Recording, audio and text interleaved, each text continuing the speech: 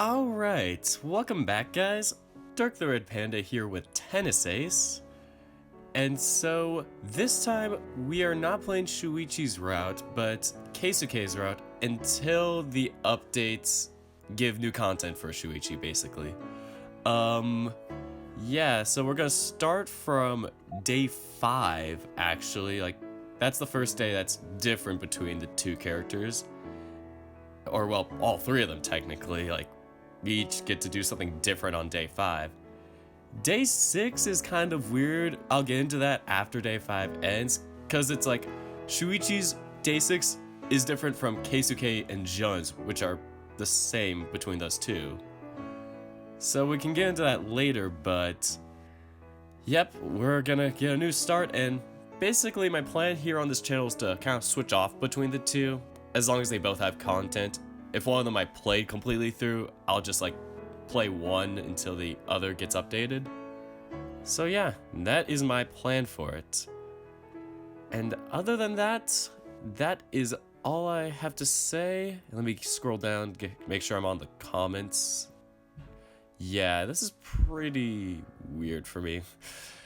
Yeah, not used to streaming yet. Only my second episode. So yeah, with that out of the way, let's get into the reading.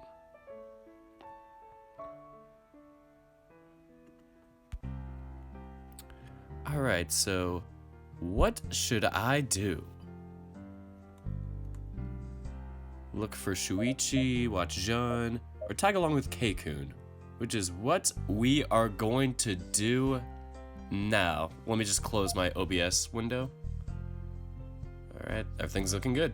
So anyway, well, he's already here anyway. Plus, it wouldn't hurt to get to know him better. Keisuke and I have been friends for a whole year, and I didn't even know about his family. I'm honestly afraid of how oblivious I've been. Like on Shuichi's route. Before he can get too far away, I ran after him to catch up, giving him a tap on the shoulder. What? Do you need something? I was wondering if you wanted to hang out with me today. You know, since training's been canceled and all. Me? You want to hang out with me? Why? You're free. You're right in front of me. Why not? Why don't you go after Urata or Kobayashi? They'd be more than happy to spend time with you. Shuichi's busy with student council issues and Jun is practicing for his piano competition. Keikun sighs, scratching his head in exasperation. So I'm your backup plan, huh? No, it's not like that. Come on, you're already here and we're already together anyway. Give me one reason we shouldn't hang out. Well? Shut up, I'm trying to think. You're seriously looking for a reason to say no? Look, it's not that I don't want to spend time with you, it's just I already had plans. Oh, you have a date or something? I see. Get a bit defensive. He looks exasperated, quickly waving his hands around in a panic. Not those kinds of plans. Fine, just don't tell anyone, okay? I nod. You know how I said I was going to practice something that isn't tennis? I'm going to practice guitar. Keikun gives me a blank look, as if expecting some kind of response. Okay. And why should that be a secret? You don't know my family. You have no idea what kind of lecture I had to hear when I first started learning it. You're the son of a prestigious family. What will the others think when they find out you've been fiddling with such a barbaric instrument? Keikun makes a shrill mock-up voice that is honestly very annoying to hear. Unlike my voice there. Kinda love it when that happens.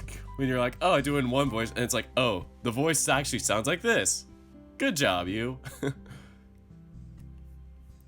Alright. I seriously hope whoever he's imitating doesn't sound like that in real life.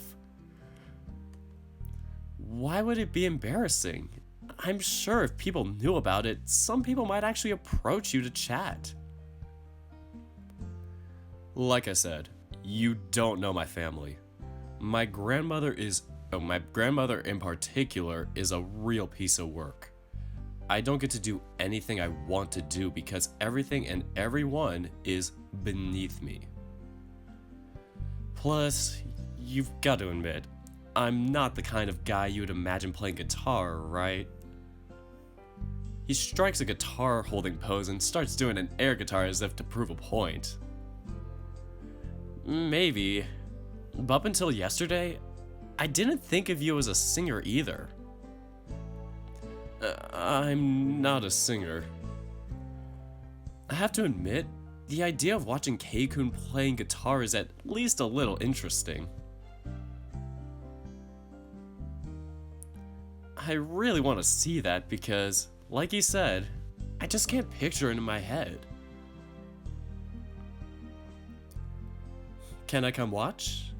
If you don't mind, of course. What? Fine.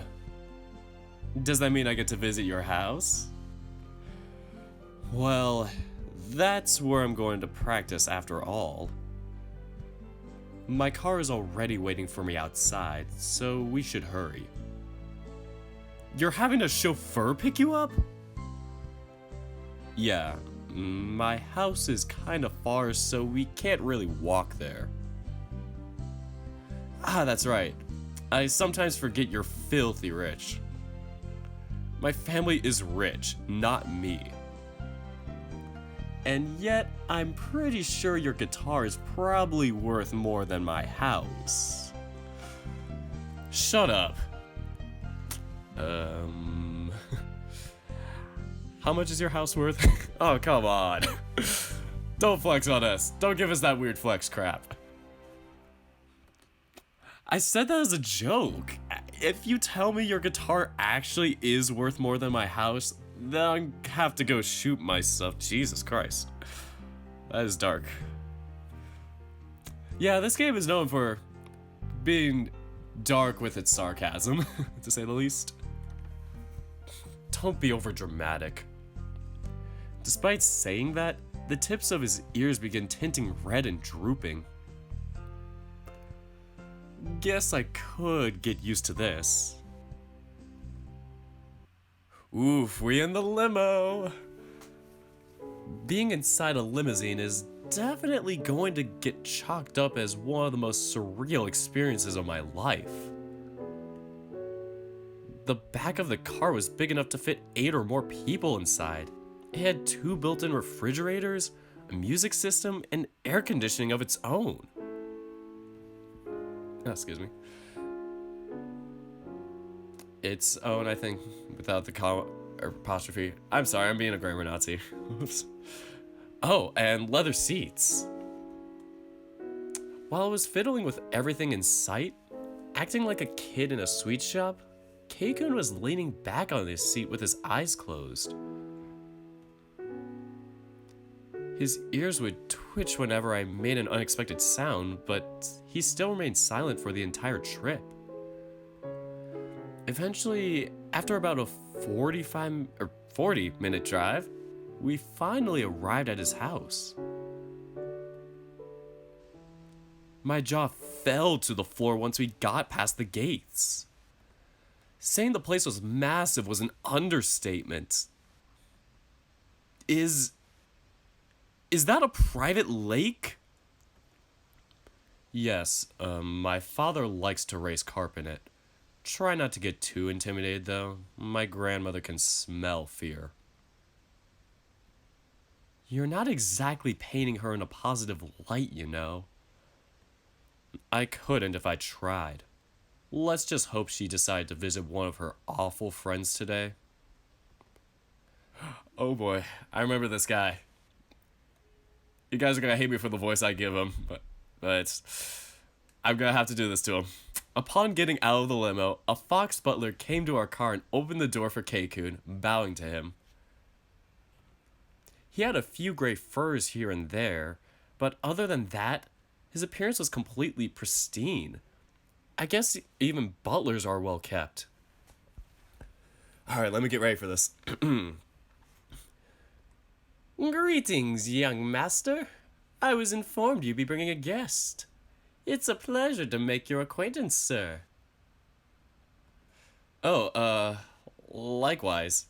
Shoot, I tried to go for a bit shrillier of a voice, but that didn't work. Whatever. Alright, so anyway, you didn't have to come receive us just because I have a guest, Grada.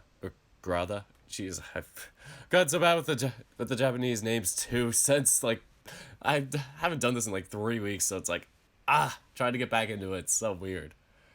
Anyway, take 2.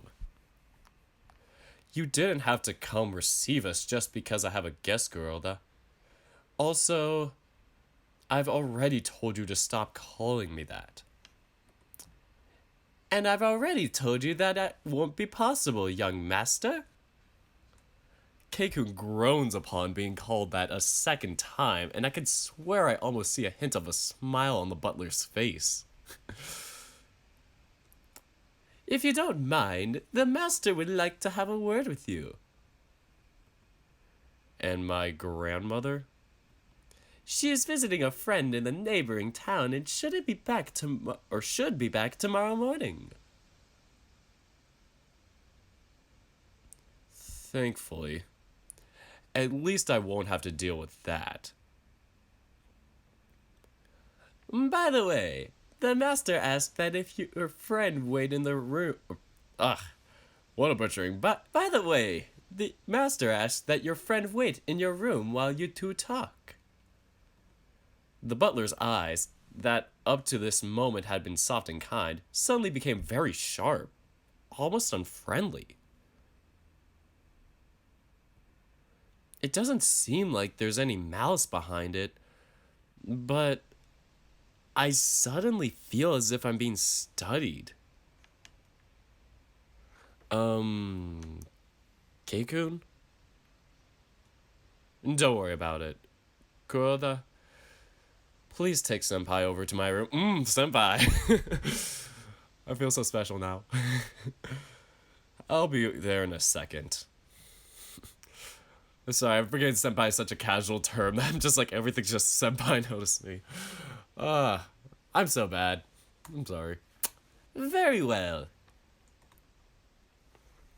Keikun looks at me before leaving, giving me a small nod and going inside the house. I try to follow, but his butler quickly walks in front of me, blocking my path with a kind smile on his face. No, sir. The entrance would force us into the service area and the communal room. The side entrance is for the bedrooms. Oh, okay. Man, what a convoluted floor plan. I am taken across the gardens to the side entrance of the mansion. I could see a pool and a sports court on the side of the building. I also have a closer look at the woods surrounding the mansion. We're not even out of town yet. How the hell is there so much green in here? Wow. No wonder Keikun is so disconnected from regular stuff. This place is almost like a mini city on its own. The butler chuckles. The wrinkles around his eyes and mouth make me think that this man probably smiles a lot. Master Keisuke said the same thing when he first moved here. That boy had such a hard time adapting to life in this place. Suddenly, his face switches to a frown. He looks down at his feet, grabbing his elbow with his left arm. Of course, his grandmother's strictness didn't do much to help. We go inside the building, walking through a long hallway with a multitude of rooms. I want to see if I can prod him for more information. He used to live in another mansion? One smaller than this one? The fox shot a puzzled glance at me. He hasn't told you? Told me what? He hesitates for a few seconds. We come to a stop in front of the last room in the hall and he slides open the door for me. If he's yet to tell you, then it is not my place. Please wait here for the young master's return. There is a video game underneath the TV. Feel free to use it. I turn around to get a look at Keikun's room and... Yeet, wow, that is a transition. Look at this thing. This is like a dream room, honestly. Like, is that a bathroom? Like back there, like, let me put my mouse here. Is that a bathroom there too? Like an open bathroom with like a... Oh my goodness, I'd be so jealous of this house. Like, I've played this before, but looking at the nuances makes me go, wow, this actually is a pretty awesome house. Alright, so... what the hell is with this room? This is the fanciest room I've ever seen. Even the hotel rooms I've seen don't even come close to measuring up. Is this what an elite lives like? What, this room? This is... Oh, I'm sorry. Please don't let young master's room give you the wrong idea. The other rooms in the house aren't like this. They aren't? No, this used to be a servant's room. His grandmother was against it, but he insisted on having this one because he wanted the smallest, least fancy room in the house. The rooms for the family are much, much bigger. That's not what I was worried about. Wait, it can get fancier than this? You have got to be kidding me. Well, I should be going now. If you wish to call a servant, there is a button next to the TV that will ring a bell in the servants' lounge. Thank you for your patience. Before I managed to get a word in, he has already closed the door and left. Hi guys, hi Oscar, hi Athena. I've only gotten 2 comments here so far, so might as well shout you guys out first. So, this is the kind of life Keikun lives, huh? Somehow, this sort of lavish lifestyle just doesn't suit the image I have of him in my head. Still, what am I supposed to do until he gets here? His butler said he has a video game console under the TV. Let me check that. Oh my god, this TV is huge. How did this thing even get through the You know what? I don't even want to know. Still, there are so many gaming consoles here. Not only does he have all of the latest generation models, he also has vintage consoles from up to 20 years ago. This entertainment unit with all of its stuff is probably worth more than everything I have in my bedroom. Honestly, it's like, I low-key know somebody like that where it's like, they don't have like all the newest stuff, but they have like all the vintage stuff, like the Nintendo 64, they have the GameCube, they have like the original Wii and all that stuff. It's like, we always bring it over to our house because we have the better TV and just like light it up there. We play the classic Mario Kart. It's good stuff. But yeah, a friend like this is an awesome friend. Hello, Terrence. Alright. Ooh.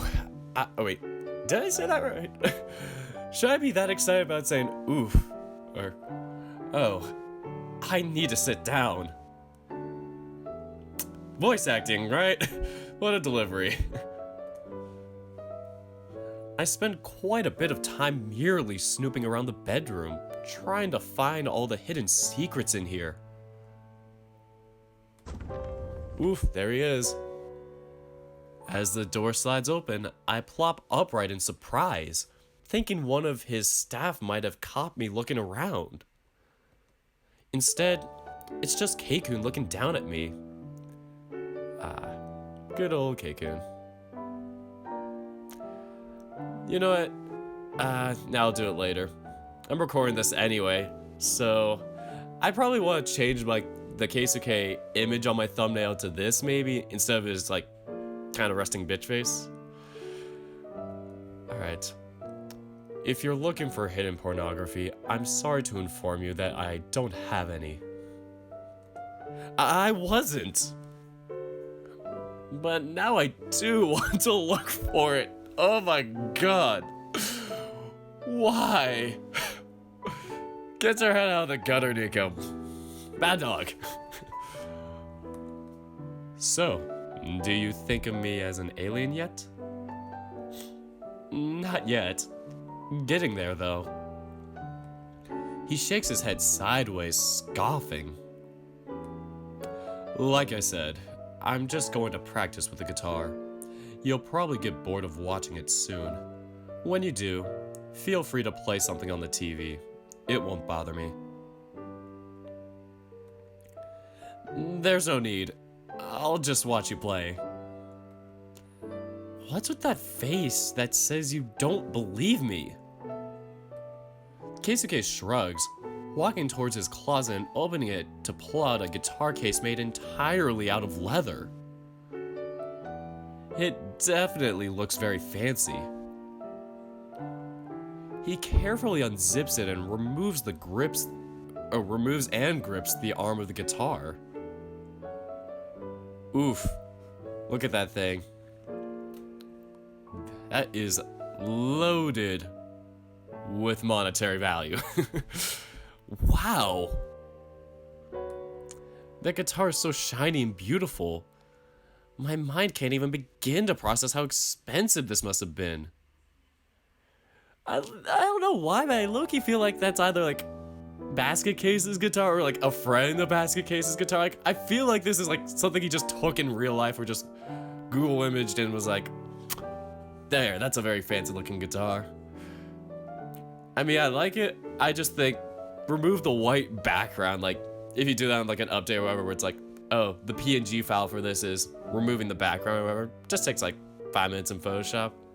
It'd be pretty solid. Yeah, that would be great. Sorry, just a nitpick though. I can imagine like doing this too and having like Keisuke actually hold it. Like, the ideas are endless. I'm sorry, I'm just dropping suggestion after suggestion. I shouldn't be doing that. Oh, that transition though. How expensive was this? Trust me, you don't want to know. Even I was taken aback by it. But I couldn't say no. My father likes throwing his weight around and spending ridiculous amounts of money.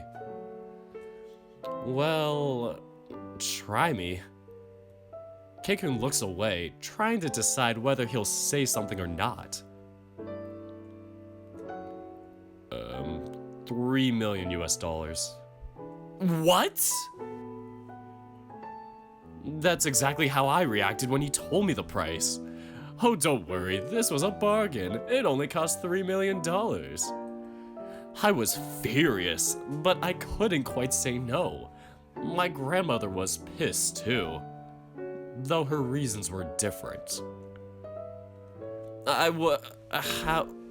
Wow, I know you said you were rich, but it didn't actually seem real until now.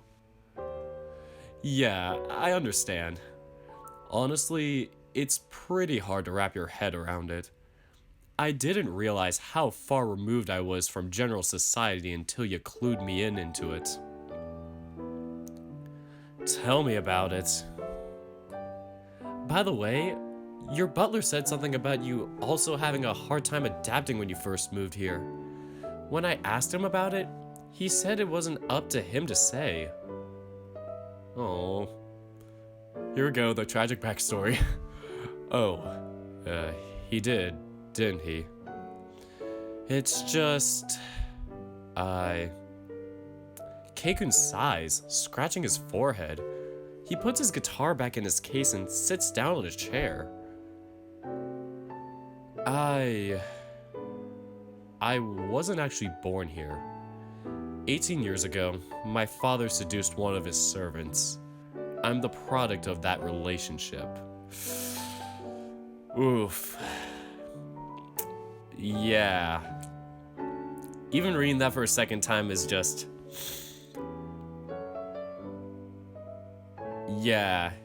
You feel like there's a kind of inferiority, like, complex between him and his family here.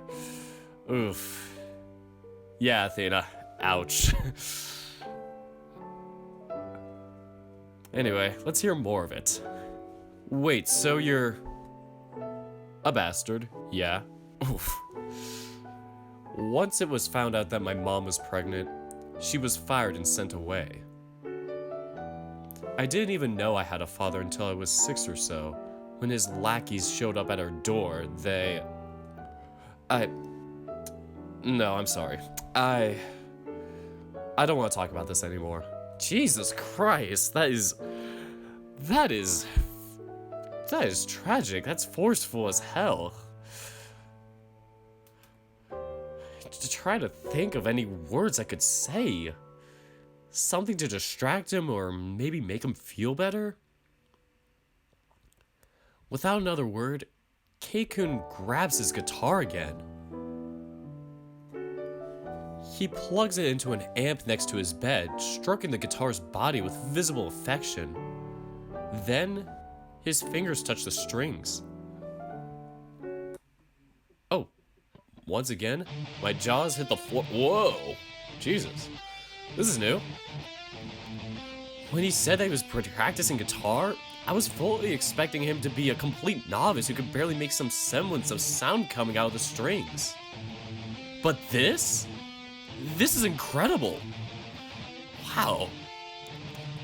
His fingers stroke the strings expertly, his other hand making the chords so fast that I honestly can't believe it. He doesn't just play guitar, he absolutely kills it. Okay, that's pretty badass. Like, this is the first time I'm hearing that actual, like, guitar playing in this. That is awesome. As I start getting into the... Oh, more. As I start getting into the groove to the sound of his guitar, he abruptly stops. He tosses the guitar on top of his bed and groans. Damn it, I can't get into it. Is something wrong? Yeah, I can't concentrate with you watching me. Oh. I'm sorry. If you want me to go, don't be stupid. There's no need for that.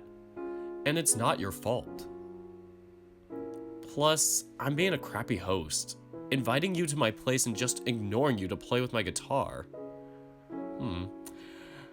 I told you I don't mind. You can practice if you want.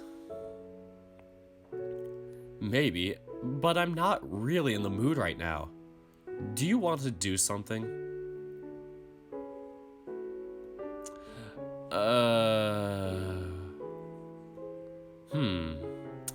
We have a pool. If you're interested. Or, we have a pool if you're interested. Or we could also stay in my room and play video games. Aren't you in your room, though? Boy! I don't have a swimsuit, so I'll pass on the pool.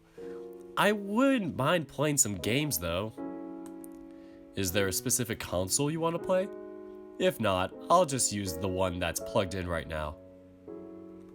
Nah, you could use that one. I've never touched a new generation console anyway. Alright. After losing every single race I played against Keikun, I'm almost ready to give up on it. Just like... I was gonna say just like Shuichi, but you guys are actually like back and forth when you played. There's another game like that where you just straight up obliterate your character of interest, your date. And I'm not sure if I want to spoil it here, but you guys know what I'm talking about. Hint, it is another husky. But yeah, it's like when you do that, it's just like, ah, shit. Things can be hella awkward after this. I'm usually the guy who gets my butt whooped by my friends. Alright, so next, seriously, I haven't managed to beat him in a single race. And I'm good at racing games. Hey, Athena gets it. I guess today just wasn't your day. I have an uncomfortable urge to slap that grin out of his face. Someone knocks on the door and, before either of us has time to answer it, they slide it open. I don't know why, that door just sounds like somebody falling down the stairs or something, like... It's weird, like, I don't know why, the door sounds like, it sounds like a door at first, and then you hear the end of it where it's like a tumbling sound. Why am I so picky about this? Stop it, Dirk, stop it. Oop, there he is. The man, the myth, the legend, the Steve Jobs of this world. Another white hair, an older one, stands in front of the door smiling. Alright, how am I gonna do this voice? I swear, well, the first time I played, I'm like, okay, I'm gonna try and do this, but I don't remember what I did for it. Ah! Alright. Analyzing. So. Okay, I'm gonna give him a very jolly voice. Keisuke, Keisuke, I'm coming in. What do you want, father? Whoa, it's like the air around Keikun completely changed all of a sudden. Why are you looking so serious? There's so much hidden hostility in his eyes. It's making me uncomfortable. The older man, on the other hand, was smiling from ear to ear. Well, it's just that you haven't done as I asked. I was coming here to check if there was any reason for that. I don't want to. Is that reason enough for you? Why should I introduce you to my friends? What? Keisuke's father walks up to me, grabbing my hand and shaking it enthusiastically. I'm still too stupefied by what's happening to actually reciprocate. Remember how I was called away when we arrived? Father wanted to chastise me for not informing him that I was bringing a guest.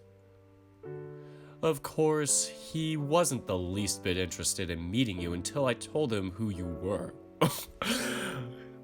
Social gold diggers. I hate people like that. Only here for the status. Ugh. Frustrates the ever-living hell out of me. It's like, I have this story in high school where it was like, it wasn't like our rival school, but it was like one of the neighboring schools we played for volleyball. They were like, they had like the best coach supposedly in the entire, like, you know, high school and club scene and all that, and had like the best setter of the whole club scene. It was like all this stuff. They tried to make a documentary about their like volleyball career and stuff, and it's like they're only juniors in high school. Like, holy crap. It's like this, it's just stuff like that where it's just a circle jerk of things, or just an ego rub. And I've been so turned off by like ego rubbing things or like flexing and crap like that, that I've just been trying to be like Lord style, will never be royals type of crap, where it's just like, I ain't about that scene. So yeah, that is my experience with people trying to capitalize on being the best and being the most superior. Yeah, and a lot of people I knew tried to like take advantage of being on that team with him and stuff like that, and you know, things like that were just felt like they're just in it to be, I'm on the best team, ... I learned to get over that mentality in high school because of it. So anyway, let's reread the line. Of course, he wasn't the least bit interested in meeting you until I told him who you were. He's probably trying to win you over so you'll pick our company as a sponsor when you go pro. The older hair backs away, flinching. Now, Keisuke, that is a little unfair. I'm just interested in meeting your friends. As if I'd believe that.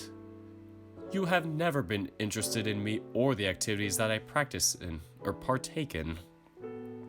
Why should I believe you when you say you want to meet my friends? It's obvious that you're looking to gain something from this. Now, are we done here? Keisuke's father shifts around uncomfortably. His face scrunches up into a sad expression for a second. Keisuke shows him no quarter, staring the man down without an ounce of compassion.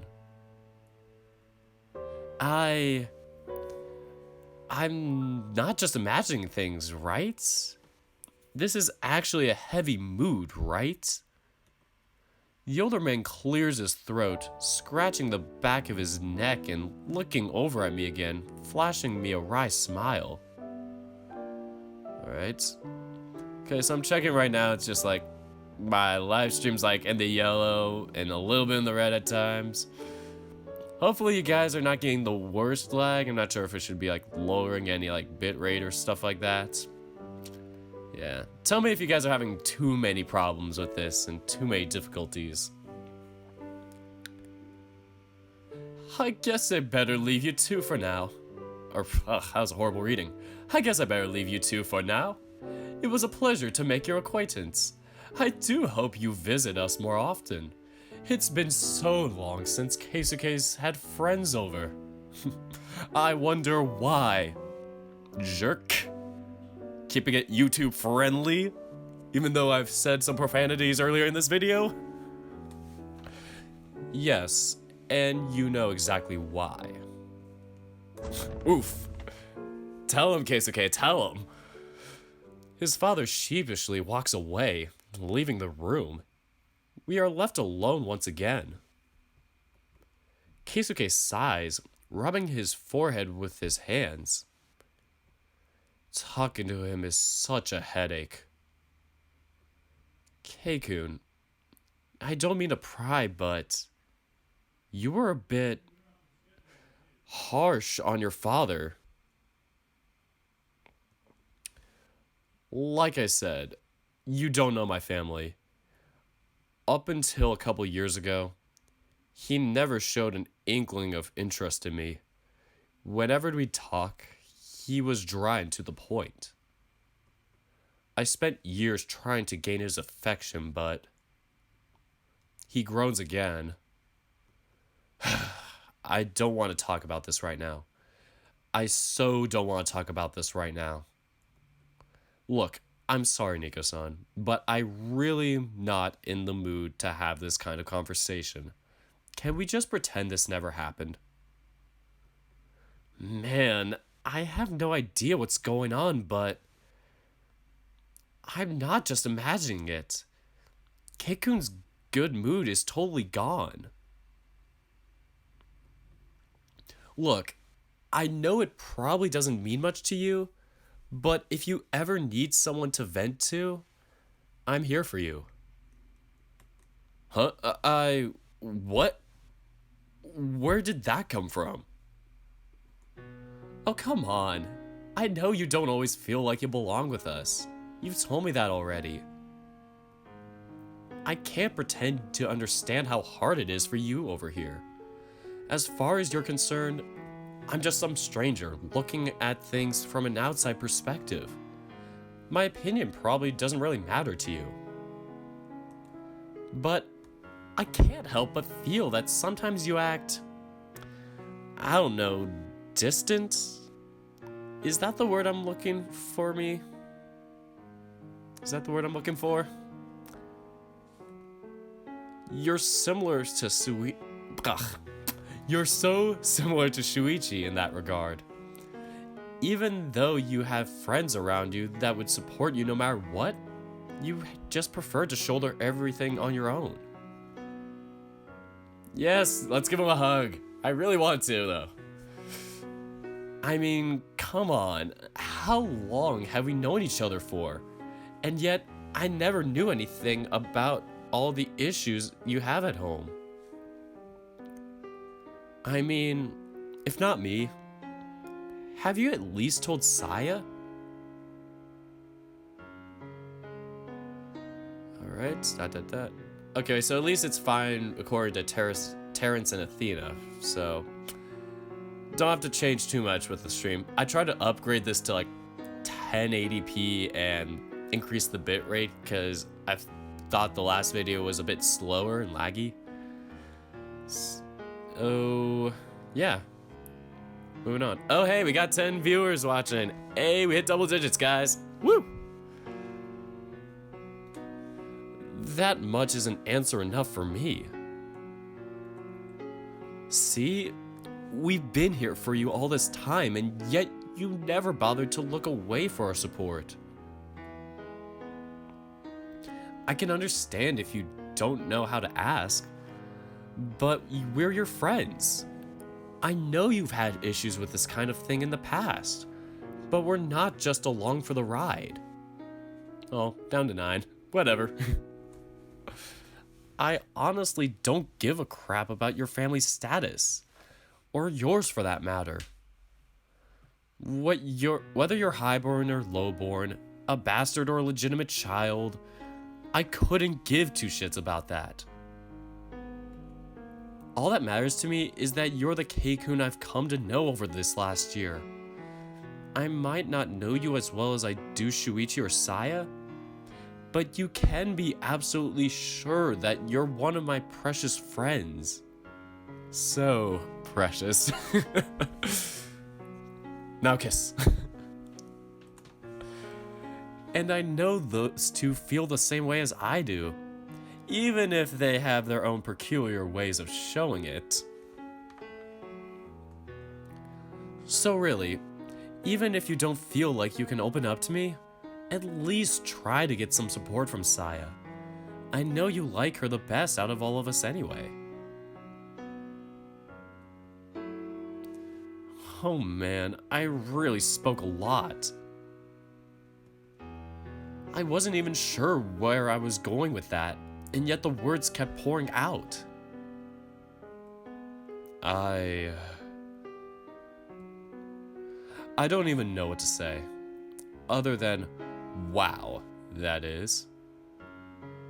You know, you're a much nicer guy than you give yourself credit for.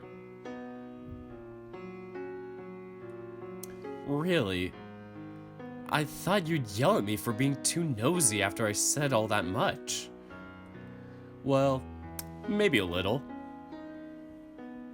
But I guess you're right. Although I'm not sure how I feel being compared to Urata. The two budding rivals. I'm glad I chose those two as the people I play on my channel. Or characters, sorry. They're people to me! Still, I never really thought about asking you guys for support. I've always seen my family's issues as a burden that I'm supposed to carry. I'm not even sure how I'd go about asking for help. Please have a hug option. Yes, basket case, please give us a hug option. Is there any updates? Oh, hold on. Let me bring this window over. Hopefully that's not in the way of the screen. Sorry, it's like, the message got cut off a little bit. Let me just see if it's in the way when I do this. Nope, perfect. Alright, so... is there any update for after class? I checked yesterday, and there is no update for Lars or Gil yet. Mark is up to day 3. Mr. Stone or Parker is up to day 3. And then, yeah, of course, Lars is day 3, but we played through that. The only 2 that haven't been updated for day 3 are Anders and Gil. So, probably gonna come out this coming month or something, which will be a good timing for me, because then I'll be done with my semester. Dear goodness. So anyway, but I do appreciate your kindness, Nico-san. Really, just hearing all of this already makes me feel loads better. I'm glad to hear that. I guess my conversational skills aren't as bad as I thought. You're welcome, Athena. Oh no, please don't misunderstand. Your conversational skills are absolutely terrible. Thanks for the backhand compliment. But the feelings came across regardless, and that's what matters. Thanks, Keisuke. You're truly the best. Did this little shit... Oh my god, did this little shit just insult me while complimenting me? My favorite phrase to use. I don't even know how I should feel about that. Oh, and about the other thing you said. What other thing? I mean, I've said so much. It's true that I tend to feel more comfortable around Mizuguchi-san. And I do tend to gravitate towards here more often than not. I tend to gravitate towards here more often than not. What do you mean by here? Like, this house or you? I don't know. Whatever. But it's not because I like her more than I do you guys. Nor because I trust her more. Nor because I trust her more. Really? Why is it then? It's because she's a very extroverted person. For better or worse, she's simple. She wears her feelings on her sleeve, and you can always tell what she's thinking. Simpletons. She's the only person whose feelings I don't have to worry about. 'Cause she will kick your butt if she's pissed at you. Like, I know people like that. I even have a math teacher like that, and it's great knowing people like that. They tell it how it is. I tend to put up a distance between me and others. I know that much. I've already told you before, but I've lost many friends because they were only interested in my family name. Or the fact that you had a documentary made about you. Still not gonna hold that back. And it's funny too because like that setter was like twins had a twin, and it was like, you know, they both play on like the same team and all that stuff. The other guy wasn't, you know, as acclaimed or whatever. But then they go to college, and this acclaimed setter ends up getting like, not like, I'm not sure if he quit or got cut, but it was like, you know, wasn't trying in college. And then his twin brother ends up playing for that same team and gets like these starting opportunities at times. And I'm like, hell yeah, that guy is awesome. It's like, there's 2 ways to handle fame. That's all I'm saying. Over time, I begin to grow paranoid of how other people see me. Even if I truly believe you guys are my friends, I'm always worried that somewhere deep down, you actually dislike me. Okay, it's okay. I want to hug you. I know it's silly of me. You guys have more than proven yourselves. Even if we've only known each other for a short time, I know none of you are the type to do that. But I still feel more comfortable around Mizuguchi-san, because I can always tell what she thinks of me. None of that means none of that means that I like her more than I do you guys. So please don't let yourself believe that. Wow, Keikun, I never imagined this was the reason. In fact, since you've been so nice to me lately, I'll let you in on a little secret. Just say it, Keisuke. Oh, what is it?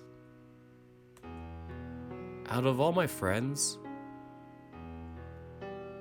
you're the one I admire the most. Both in and out of the courts. You've been the objective I've aspired to reach since we first met. Aww. How sweet. A role model, but a pure role model. That's some awesome stuff. What? Me? Yes. So please, don't come up with this nonsense that I like Mizuguchi-san better than you all. If anything, I'd say you are my favorite, Nico-san. Wow. I don't even know what to say. There we go, Ash. Let's make a like a GoFundMe or something like that. Please add the hug option. All right. Oh, you're blushing. Ah. Keikun, Please, you don't have to say anything. I believe this was enough sappiness for one night, don't you think? I guess. It's getting late. How about we eat something and I get a car to take you home? You don't have to send me over in a car. Oh, really? Are you going to walk back home? It's a 3-hour trip on foot, you know. Why would anybody walk for 3 hours home? Why? That sounds so cruel. Please don't even bring up that suggestion, Nico. Oh, I just noticed the rules have been switched. Oh. You mean with Shuichi and Nico and then Nico and Keisuke here?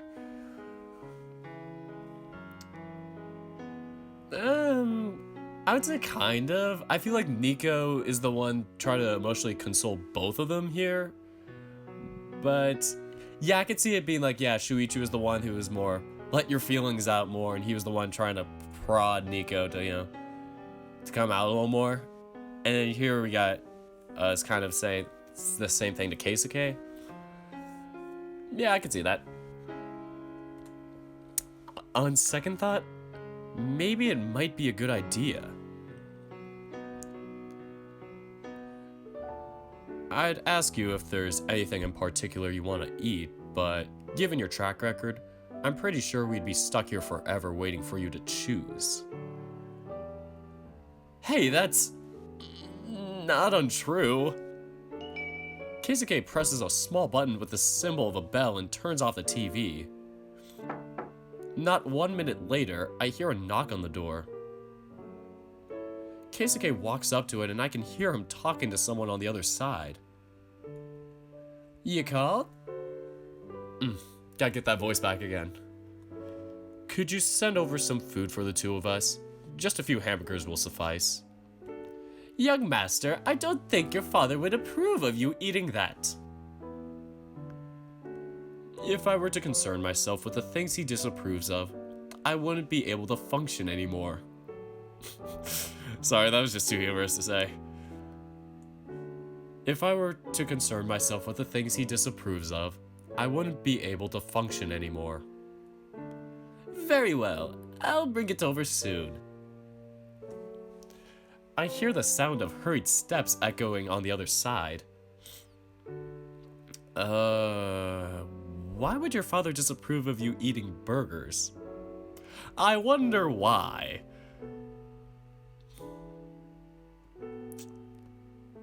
He hates fast food. It wouldn't be half bad if he weren't so damn vocal about it.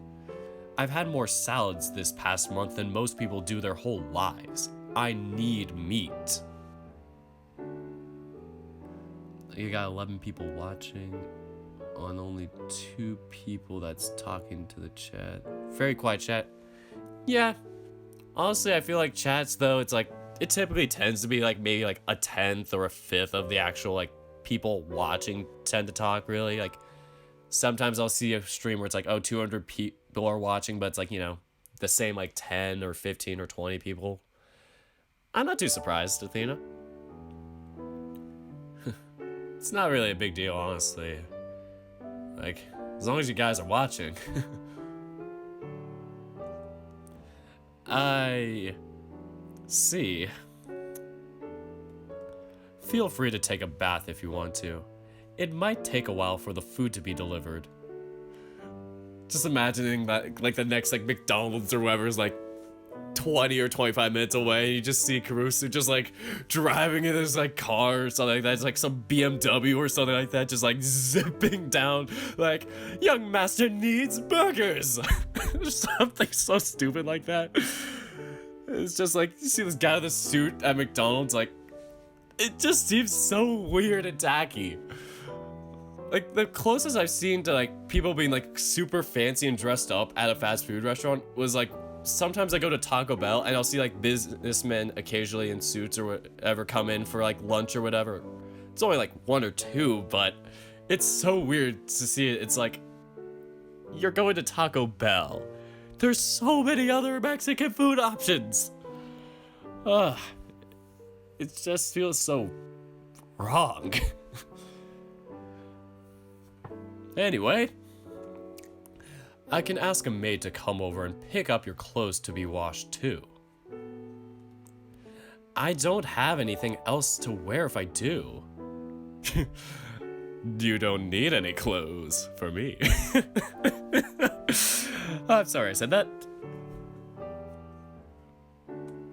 Lies. I know you have your tennis clothes in your bag. And before you say you don't like undressing in front of other people, it might not look like it, but my bathroom door does close. See, the one I pointed out? Where's my mouse? There's right here. This one right here. And there's the sliding door. But you don't have to if you don't want to. It's just that I tend to like cleaning myself up before I eat. I don't want to end up contaminating my food. You can just wash your hands, man. You don't need to shower. Or did I totally misinterpret that? Like, I feel like he may have said something about the showers or like taking a shower or something. Yeah, feel free to take a bath. Like, who the hell does that before they eat? They're just like, I must take a bath to be perfectly clean before I eat. My entire body must be cleansed. Alright. So... Wow, germaphobe much? There we go, Nico. No, just thorough. I'll pass. I'm not really comfortable with the idea of bathing at someone else's house. Keikun shrugs. He walks over to his closet and picks up a couple of clothes. Well, I'm going to take a quick shower then if you don't mind. A shower?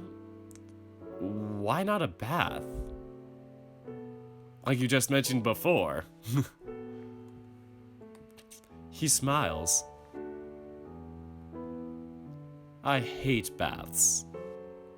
Baths are for the peasants. Nah, kid. Baths are not. I don't know why. It just feels weird to be in like a still body of water. Like a shower, it's like you're moving it off. It goes in the drain. It's, you know, it's constantly flowing off of you. You're in a bath.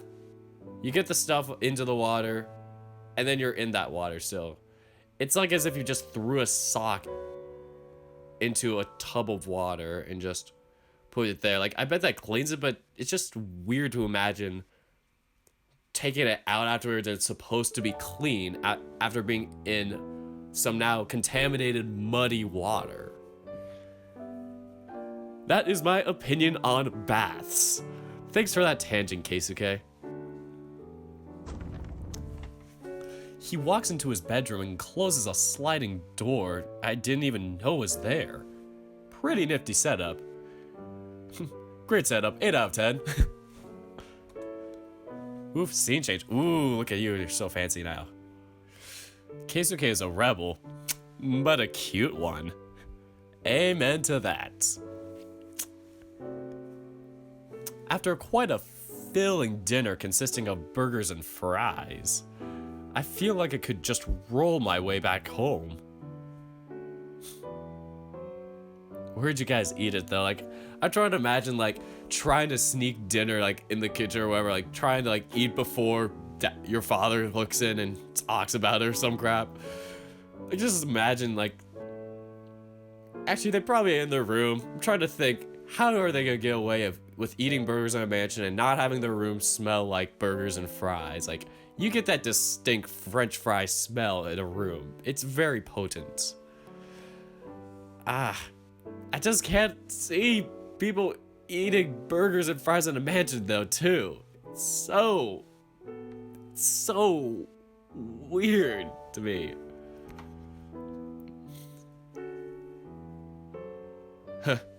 They always try a little harder whenever we have guests over. He walks back to his room and plops down on the bed. It was very good food, I'll give you that. Oof, I'm starting to imagine, like, what if Kurusu went to Saya's restaurant and ordered from her? Like, that would be so awesome. Like, she comes, like, on another day or whatever, and it's like, oh, you're fine, young lady, or something, like, just, I've seen you before. Oh, that would be so awkward. Because it happens like I forget what is it, like day 7 or something like that. Like, we play this on Shuichi's Roots, so if I'm spoiling this for you guys, I'm so sorry. But yeah, it would be hella funny to see. Yeah, to be honest, if I could have simpler food instead of the convoluted crap my family tries to force on me, I'd be a lot happier. Well, some simple foods are absolute garbage. I'm sorry, I'm just corrupting you with my peasant simple food. Like, I always like complain about just like, if you ever go to like Costco or whatever, it's like, you get stuff there. It's like, some of the stuff there is pretty good, but then you have it like multiple times, like every week, and it's just like, dear God, just end me. Like, the rotisserie chicken there is the biggest culprit of this. Like, that people are like, it's $4 for this big chicken that feeds 4. And it's dry as hell, greasy as hell on the skin. And it's just a cluster mess of just pure disgustingness to me. Some people like it though. I just can't get over the grease. Sorry for that tangent, but you don't like the way you live here? Or you don't like the way you live here? Why? I think it'd be amazing. Sure. Tell me, how would you enjoy getting constantly told not to do the things you want to do because what would the other rich snobs we know think? Screw the rich. How would you like getting told you're not allowed to choose what you want to do with your life because you're going to succeed your father's company and that is final? No, I don't enjoy this one bit. The benefits aren't worth being turned into a puppet for my family. I don't think they're making you a puppet. They just want what's best for you, I'm sure of it. You obviously don't know my family. No, actually, scratch that. You obviously don't know my grandmother. The woman is a nightmare. She hates me and she makes sure I'm always aware of it. I think hate is kind of a strong word. No, she literally hates me. She says so herself. She hates how she had to take such a bastard in. She takes every chance she gets to insult my mom and my father. To insult my mom, and my father never says anything against her. They're awful, both of them. I'm sorry. I had no idea. It's alright. I'll manage. Once I go pro, I'll cut ties and I'll never have to deal with them again. But don't you have to succeed your father's company? I don't know how that's gonna work if you're a pro tennis player at the same time, and then they have no offspring or some crap like that. Like, this is some, like, monarchy crap, but holy crap, they're trying to keep you here and they slowly make you live here for the sake of you're gonna take over this company now, and then you just go off and do your tennis career. I feel like for sure they would really cut funds with you, and you had better goddamn make sure you're good enough to be a pro player and get sponsors. Like, even your parents' company would cut ties with you. I'm sorry, that is a very risky move. Amen to that, Pepsi. This is an awesome series.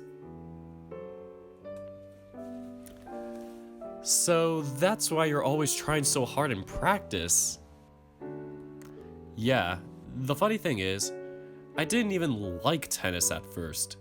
My father forced me to play it because he thought it'd look good if his son became a well-known player in the nation.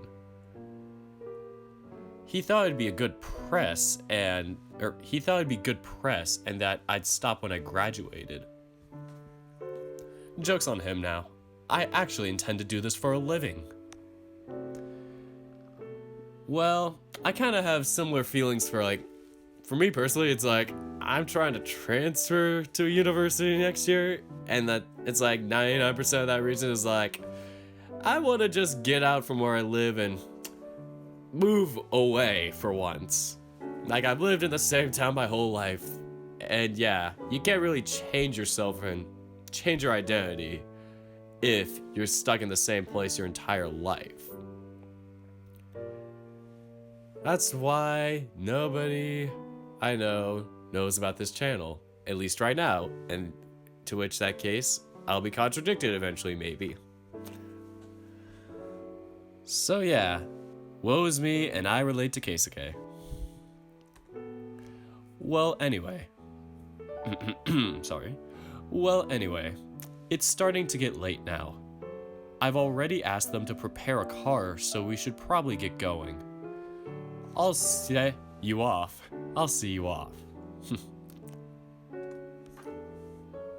Alright. Just try not to go crazy after I leave. Nah. I've had plenty of practice dealing with these clowns. Plus, I'll finally be able to practice once you leave. If it weren't for that smile he has on his face, I'd think he's trying to tell me how annoyed he is to have me around. Okay then. Take me to the car. Keikun escorts me to the front of the house where a limo is already waiting for me. Once I get in, he waves goodbye to me as the car drives away, his figure becoming smaller and smaller. Shoot, I'm wondering if they're gonna try and put a scene here eventually where it's him waving goodbye to you, or just you in the limo or something like that, or just that limo image we had. I feel like something's missing, but we're not gonna see it for now. I spend the entire trip home thinking of everything I found out about him today. I never knew any of his stuff. Have I been a bad friend to tell him all this time? Or have I been a bad friend to him all this time? Nailed it. Hooray, day 6.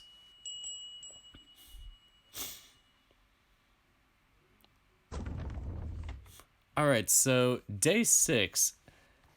This is what I was saying at the beginning of the video between Shuichi, Keisuke, and Jun's day 6s. Jun and Keisuke have the same exact day 6, which means the day 6 we played for Shuichi is completely different.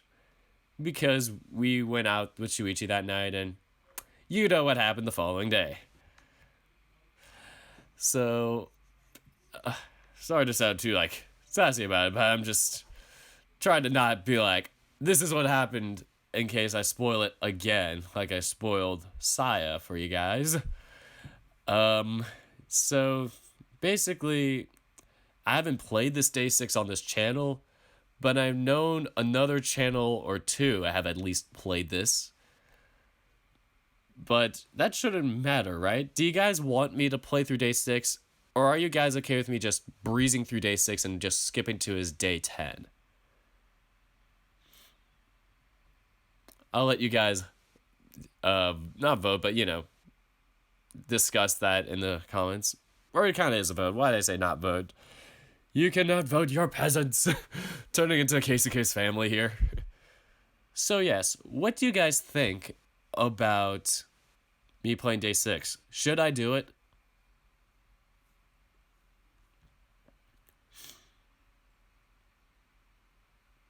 Alright, 1 vote for yes.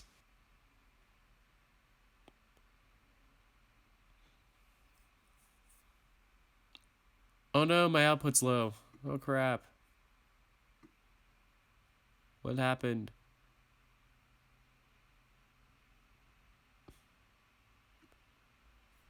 Two votes for yes. Oh, let me scroll down a little more. 3 votes for yes. Alright. I'm kind of liking this. I actually think you guys will like day 6. It's a more tennis-related day. But all in all, it's still pretty good. Especially since, we're going to be playing tennis with one and only Keisuke. Oh, hey, Black. Oh, shoot, I butchered your name. Hey, Flood. I don't remember the exact pronunciation. Flood, something like that. Am I getting that right? Because I had to do it for the 100 subscriber special. And I nailed it the second time. So everybody wants yes. And that's what we will be doing. We are going to play through day 6. And from there, I'll maybe try and get in day 10. I want to try and get through the regular days before the character select. And then from there, I'll probably have to time out from there. So, here we go. Day 6. Oof, close enough. Ah, my heart. I think it sounds like Flood or something like that. Flood? It almost sounds like Flood, but a little softer. I tried so hard. Someday, I'll look up that video again. Next time I have to do it for a Q&A. Alright, so let's start with day 6. Morning. As soon as I walk into the classroom, I see a few friendly faces of other classmates that have gotten here first. Oh, Ayako. Good morning, Nico-kun. She smiles warmly at me, taking her eyes off the person she was talking to greet me with a little wave. Do you have any news on that thing I asked you to look into? The drugs? Sorry, not yet. My friend said he'd look into it and give me an answer by the end of the week. You asked him to look into a thing? Please tell me it's not more playing cards. Please tell me it's not more playing cards. Kyoko grimaces, looking between the two of us with annoyance. Oh, sorry, Kyo-chan. I forgot you were there for a second. We were just talking, not 30 seconds ago. Don't just casually forget about me. I see you two are as inseparable as ever, huh? Are you two mocking me? No, nothing like that. Sorry, Kyo-chan. I'm just excited about the possibility of Nico-kun getting me those rare ones I've been looking for. Kyoko sighs, pressing the palm of her hand against her face, completely covering one of her eyes. Yes, I was right. It really are the playing cards. They're not just playing cards, Kyo-chan. They're vintage collector's items from failed trading card. Kyoko waves her off nonchalantly. Yeah. Vintage cards from trading card games that failed decades ago and are super hard to find on the market. Honestly, why do I still bother with you? Oof. Tough love. Nekonishi-san sighs in exasperation. Nekonishi. I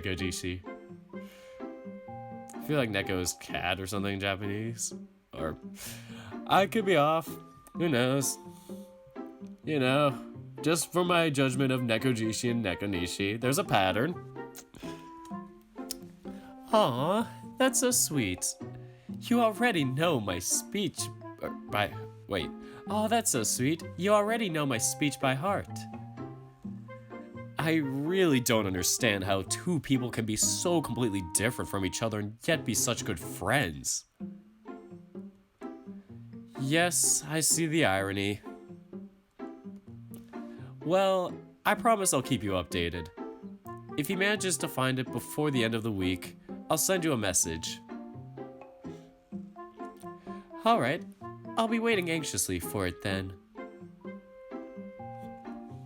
You really need to go out more, Aya-chan. How sad. Well, at least they're good friends despite their differences. That's admirable in and of itself. Oof, more characters I haven't done in days. Just a couple steps away, I'm greeted by the soft smile of this big lug. Good morning, Nico-kun. He's casually snacking on a jumbo bag of chips. I can just imagine him just like smacking a bag of chips. Like bounce. Like just like tapping the bag of chips. Like, ooh baby, my chips. Sorry, where does my brain go? Honestly, he's eating most of the time anyway. It's already become pretty normal to see him like this.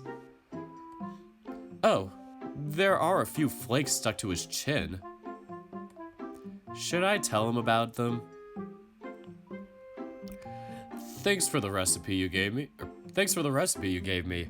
I tried it last night. It was great. I'm glad you liked it. What did Jin have to say? Here it comes. I can answer that. Wow, Jin, your face looks terrible. What happened to you? Your recipe happened to me. My recipe? You didn't like it? That's not the point. He made so much of it. Over 10 pounds. And he made me eat it all. Dear God, he made me eat it all. How are you still alive right now? Oh, come on, Jin. It wasn't that bad. I ate 4 pounds of food in a single sitting. No one should be able to eat that much food. No one. Well, there's no way I'll be able to have an actual conversation with him. He's too riled up right now. And you actually had a pot big enough to cook all of that food at once? Don't just brush me aside. It's fine, Jin. Everything worked out okay in the end, right? Gin pats his brother in the back. Are you crazy? I was sick all the... Jin starts holding his stomach as his whole body starts trembling. I think it's going to take an entire week for me to digest all that food.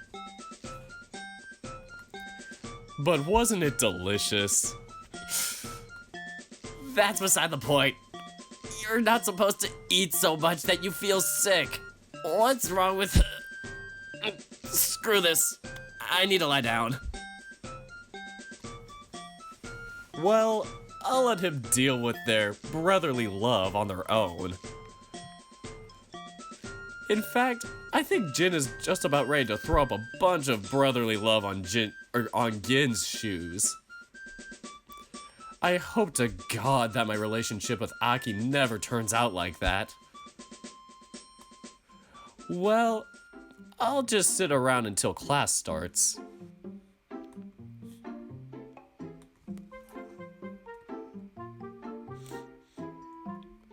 God, even though I've only known him for a short while, I can safely say that this place is really boring without Jun around. Where is he anyway? And what time is it already? It's that early still? I feel a tap on my shoulder, turning around to see who it is. Ah, Ryuji, good morning. Coming back to day one. I remember doing this heavy Russian accent for him. Here we go.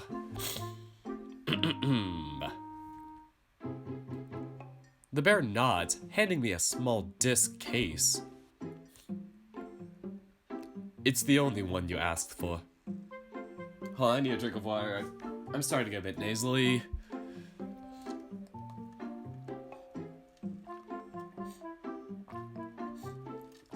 Like, I've been kind of in and out sick for the past week or so, and I'm just trying to get, you know, the last of it out, you know? So, if I start to sound a bit nasally, I'm not really sick, it's just that. So, let's try a take 2. It's the one you asked for. As short on words as always. I reach out and pick the case, seeing the name Blaster Punisher 4 stamped on a colorful little cover. Thanks, Ryuji. Weren't you still playing this one, though? Finished last night. It was decent. The critics called this a contender for game... Oh, wait. The critics called this a contender for Game of the Year. Sorry, I was about to like reread it because I thought it was gonna be like, oh, it was the worst one, like, you know how Ayako loves like the extinct trading cards and stuff. I thought everybody here's just my voice. I thought this was just gonna be, oh, everybody just ironically likes everything that's terrible. So I was like so ready to pray for that, but nope, we actually have a good game for once. Hooray. He nods once more. There were no romance options. It's a shooter. Oh my god, that face Nico has. It's so perfect. It's a shooter. It's like Call of Duty Black Ops or like Call of Duty Zombies. There was no romance. It's a shooter. Oh dear god. All games should have romance options. Oh my god.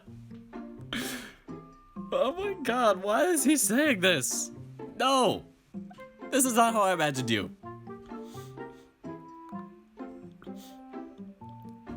Wait a second there, Kuma-chan.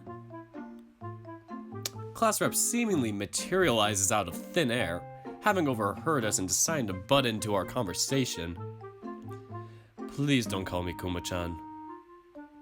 For the first time, Kumagawa looks away from his console, glancing at the class rep with a very bored look. Well, his range of facial expressions is very limited, so I'll just consider that to be a glare. A game doesn't need romance options to be entertaining. No, a good game is about strategy. That is why TCGs are the best. Surely even you must be able to see that. Oh, now I'm starting to go into like fancy people like Keisuke's family and servants territory again. Crap. I don't see Ayako as that. Trading card games are nothing more than an excuse to sell ridiculous amounts of merchandise that you don't need even in order to keep up playing. Big talk coming from the guy who's bought the last 6 expansions packs to love me seriously. Oh my god, I don't see him as this type of character. I don't see Ryuji as a guy who plays romance games. Why are you doing this to me, game?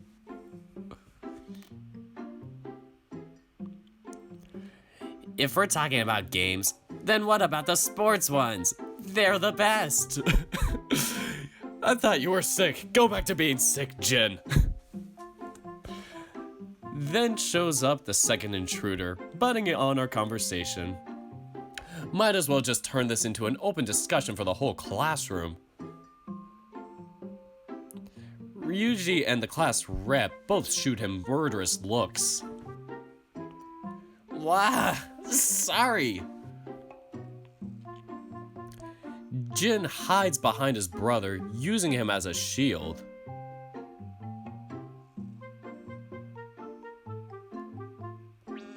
No offense, but if a mean look is all it takes to frighten you that much, I don't see you working out as an athlete.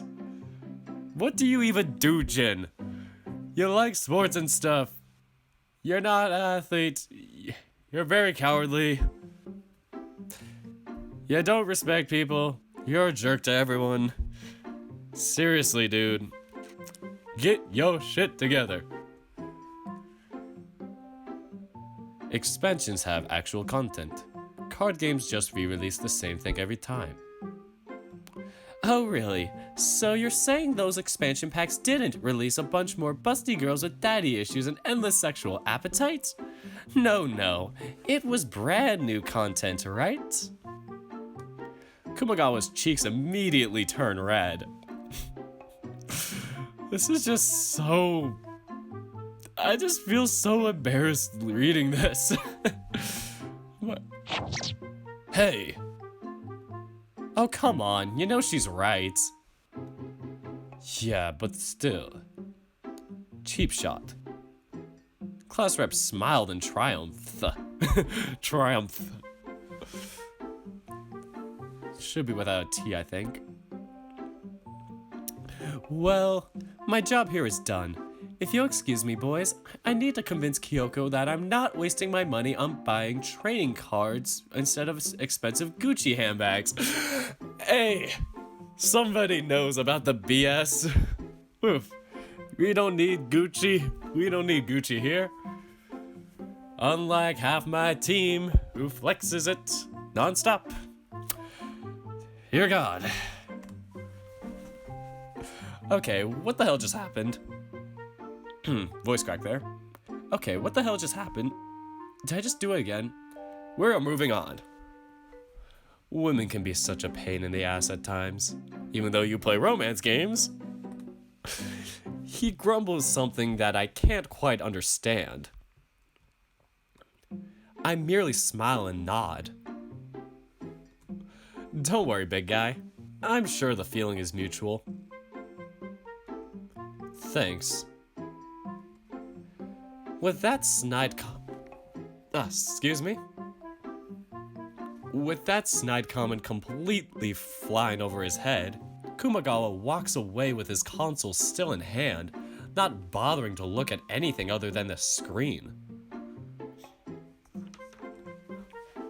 Wow. By the way, Mishimaya, Genichiro suddenly pops out of nowhere, nearly giving me a heart attack. Whoa, Christ, Gin! How does a dude your size get to be so stealthy? Thanks. Do you happen to know if Kobayashi's coming to class today? I don't know. He's exactly the most punctual person out there, but he doesn't tend to be this tardy either. At least he's certainly always arriving earlier than me. I heard something happened during his rehearsal yesterday and he had to go to the hospital. Jesus Christ. What? Oh God, is he alright? I don't know. I heard Shima-sensei talking to the school doctor yesterday before I left school. This is worrying. Maybe I should try calling him. Ah, I wouldn't worry about that. I was the one who accompanied Kobe-chan to the doctor's office yesterday. He didn't seem to be doing too bad. Last I heard, the school doctor just told him to go home and rest. People just blew this rumor out of proportion. Is that all? Jesus, Gin, you almost gave me a heart attack. Sorry. I guess the information was just wrong in the end. Here, have some. He extends his massive bag of chips to me. It's fine. Don't worry about it. I know how much your food means to you. I push the sack of chips away, already feeling a bit ill just looking at the size of it. Okay, thanks. Munch. Shima-sensei walks into the room, carrying a giant stack of books in his arms. Looking all... something. I almost went somewhere with that. I was gonna say looking all sexy, but we can't have sexy teachers. Right? God, that's such a weird way to hold a book. That's the thing I'm not gonna get over with this Shima sprite. Who holds a book like that? Who?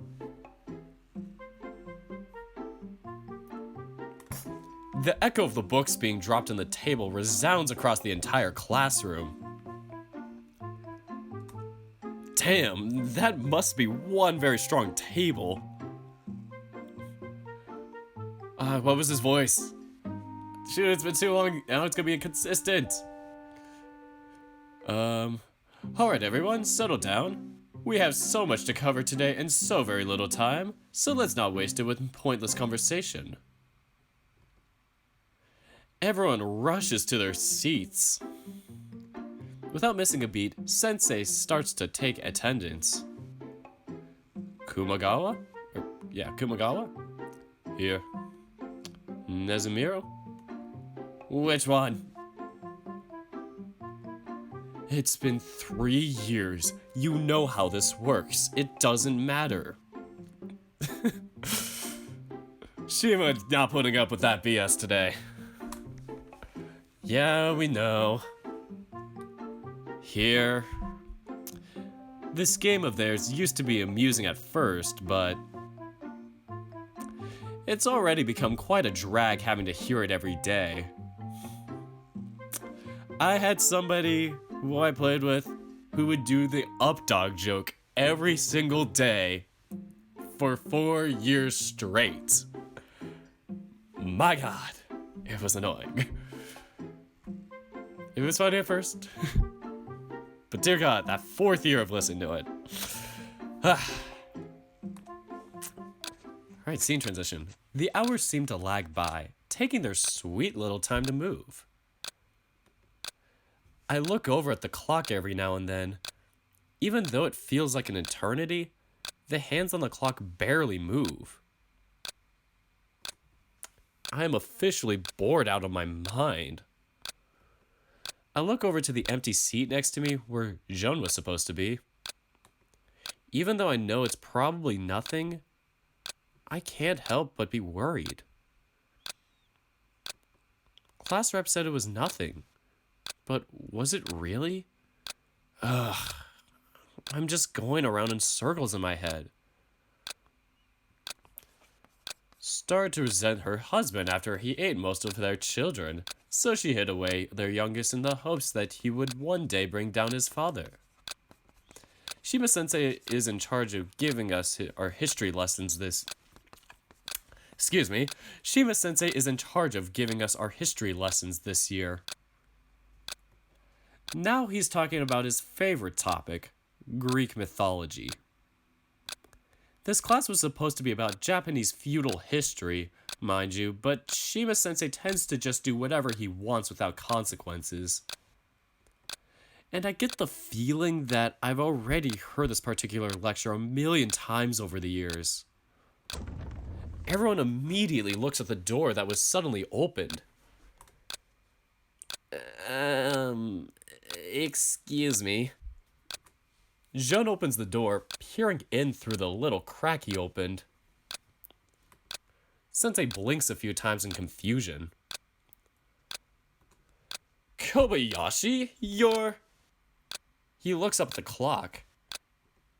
You're almost 2 hours late for class. I've already put you down as absent for the day, so you might as well wait outside for your next class. No, I already have enough trouble with the subject without missing class. Shima-sensei sighs, rubbing his forehead and leaning against his table. Then next time, please think about that before coming over so late. Just get to your seat already. I'll change your absence record later. Yes! Jun nods, quickly rushing towards his seat. As soon as he approaches, his eyes lock onto me.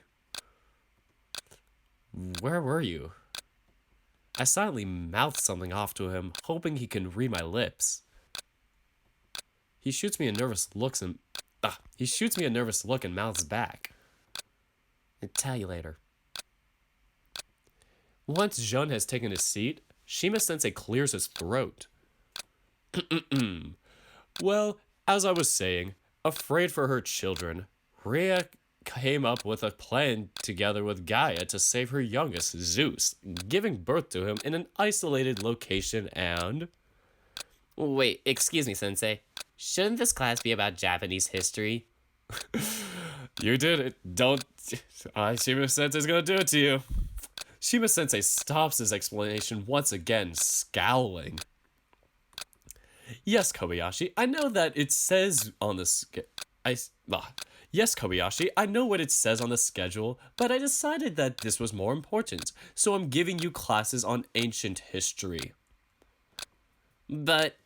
Ancient history! Shima-sensei bangs on the table with his palm, making a noise so loud that we nearly jump from our seats. Can't blame Jun for not knowing. Shima-sensei definitely has his quirks, and his passion for ancient history and mythology is second to none. But he gets really pissed off if you try to stop him from giving classes on this subject. Did I say something wrong? Jun leans over to me and whispers, everything you said there was wrong. Oof. Is he always like this? You should have seen him during last year's Chinese history fiasco. I think Kumagawa still had the scars from where I think Kumagawa still has the scars from where the whip hit him. Jesus Christ! What? You're joking, right? Sure. We don't talk about the Chinese fiasco. Kobayashi. Yes? What? Shima-sensei looks super pissed off. Maybe you shouldn't be watching this class. You obviously already know so much of this subject that you feel comfortable enough to not pay attention. No. You know what? How about a little test? I'm sure this one will be really easy for you, since you obviously know so much. Answer me this. Where do the gods of the Greek Parthenon reside? Hold on. This is a multiple choice question, but it's timed. Jun is stuttering, unable to respond. He shoots me a pleading look. The teacher isn't really looking at me right now. Mount Olympus. Shima-sensei's face goes slack, staring at the tiger with a look of complete shock. Sorry, I had to do that super quickly, otherwise we would have been utterly roasted. Then, he cracks a content smile, seemingly incredibly pleased at this turn of events. What a pleasant surprise.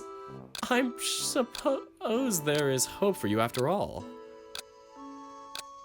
Thank you. Shima-sensei makes a small reverence to Jun and starts his lecture. And thank you. You're welcome. Alright, but that still doesn't mean you get away with not paying attention. Cut the chatter, you two. Yes, sir. Thank God, it's already lunch break. Sheesh, spacing out like this is not okay. I should try being a little more attentive from now on. Nah. Hey.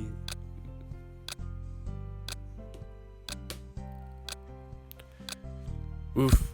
Get closer to Jun. Alright, class. I want you all to review some of what I explained to you because this will certainly be part of the midterms. Just make sure you study and you should all do well. Shima-sensei walks out of the class as the students start getting up. Some people start leaving the class whilst others just sit and chat, bringing out their lunch boxes. We're finally back to having a cool, relaxed atmosphere. Hey Nico-san, mind if we eat it? Well, hey Nico-san, mind if we eat together? You seriously don't need to ask that every time. Sure, take a seat. I think Sai and Shuichi should arrive in a bit. As if they were on cue, the door to our class is violently opened by a super high-strung Saya as she and Shuichi walk inside. Yo. Yo. Ah, I survived. Saya plops herself down on the chair without bothering to say anything else, immediately slouching on our desk. Rough day? Saya nods, her head buried in her arms. As Shuichi pulls up a chair to sit down, she lets out a guttural groan. Really rough day then? Saya looks up at us with sadness. I was late to class this morning and Katsuragi-sensei chewed me out. She forced me to stand outside of class holding 2 buckets full of water. Who even does that anyway? What is this, a shonen manga? Well, she is very old-fashioned, so I'm not really surprised. But what happened today? You tend to always be on time. That's like the only good thing about you. God damn, Shuichi. Shots fired. Oh shoot, Terrence is right. We got a rebel love interest, we got a rebel teacher. We all are rebels. We are different. Watch it, Urata. Saya leers at Shuichi, making him grin. It seems this is exactly the reaction he was hoping to get out of her. I got into some trouble on my way to school and got held up. Where? In the police station. You got held up at a police station and the first thing you mentioned was being late to class? I don't want to remember it, okay? Saya buries her face in her arms again and groans another time. By this point, Saya has already been so loud that everyone in the surrounding seats is staring at us. Oh, Ayako. Hey, class rep walks up to us to check on the source of the commotion. Hey, Saya-chan. Oh, hey, Saya-chan. Boy troubles? I can go get Kyoko if you want. She smiles warmly at Saya, who merely looks up with downcast eyes. No. I wish it were boy troubles. Mizaguchi-san got into trouble with the police. Saya nearly jumps up from her seat. Kobayashi-kun! What? Jun seems to be completely oblivious to what just happened. My, in trouble with the police, Saya-chan? What did you do? If the class rep was at all bothered by it, she didn't show the smallest trace of it. Instead, her eyes betrayed nothing. Foxes. I can never read them. That's specious! Sorry. It's stupid. I might have broken someone's phone. Wow. Even Shuichi is taken aback by her sudden confession. My, that's very violent. Even for you, Saya-chan. Well, yeah, it was a misunderstanding. Care to walk us through what happened? Well... Saya glances over towards us, as if expecting for one of us to interject and change the subject. When none of us do, she sighs. I took the train to school like I usually do every morning. I ended up sitting in front of a boy from another school and an old man. I was just minding my business, listening to some music on my phone when I thought I heard the sound of a camera. I looked around and saw him holding up his phone, and I thought he was taking pictures of me, and... Wait. Who did you see holding up the phone? The boy or the old guy?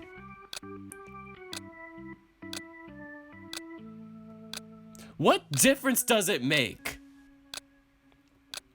Well, if it was a kid taking pictures of you, the best you could do is ask for his school to take disciplinary action. If it was an adult, on the other hand, you could file charges against. Saya seems to ponder on this for a few seconds before sighing once more. Well, none of it matters anyway. I took the phone out of his hand and smashed it on the floor. He got really pissed. Wait, who got really pissed? The boy! Jun cowers in his chair. Saya clears her throat. Anyway, he called the police once we stopped in the next station, and we got taken to the police department where they questioned me about it. I explained what happened and they called my mother, saying I couldn't just destroy personal property willy-nilly. Wow, and they didn't say anything about him taking pictures of you? Well... I have a bad feeling about this. Turns out he wasn't taking pictures of me. His phone didn't even have a camera. Oh my god. Whoops. I knew it.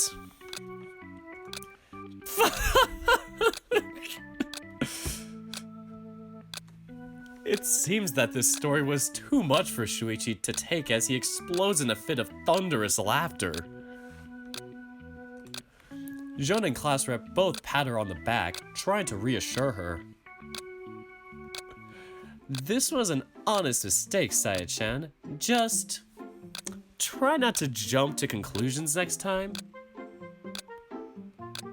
I had to give him a new phone. My mom was pissed. She'll take my next paycheck to cover the cost of the phone as punishment. It's not fair. My paycheck is twice the price of that shitty phone. You seem to care more about your paycheck than you do his phone. Well, why should I have to buy him a new phone? Because you broke his. That's his fault for taking pictures of me. Except he didn't. Gah. Jun gives Saya a short pat on the shoulder. Well, I guess nothing terribly bad happened then. If you'll excuse me, Kyoko is giving me the evil eye for ditching her to come over. See ya. Thank you, Ayako-chan. Ayako nods, smiling. She wasn't kidding. Kyoko really is glaring at us.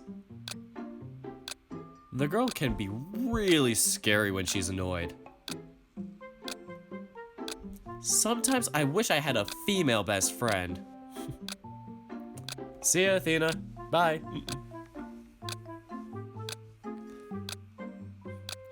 Oh yeah, a female best friend. Saya sighs, resting her chin on her, pouting. So do I. If you know what I mean. Before I have time to react, Saya reaches into my lunchbox, grabbing a piece of meat and throwing it at Shuichi, who ducks out of the way. My tuna! My cabbages! Saya reaches towards my lunchbox again, but I quickly snatch it away, holding it up in the air away from her. Jun then gets up and steals a piece from it. Thanks. Thanks. Oh god. Hey! Hey, don't you know it's disrespectful to waste food like this? Genichiru's towering figure appears behind Saya and scolds her. Sorry. Saya glares at Shuichi, who's on the edge of falling to the floor in a fit of laughter.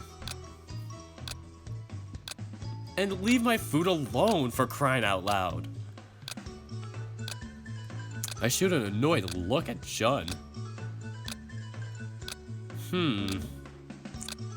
It's really good. He's taunting me now. I relent, sighing.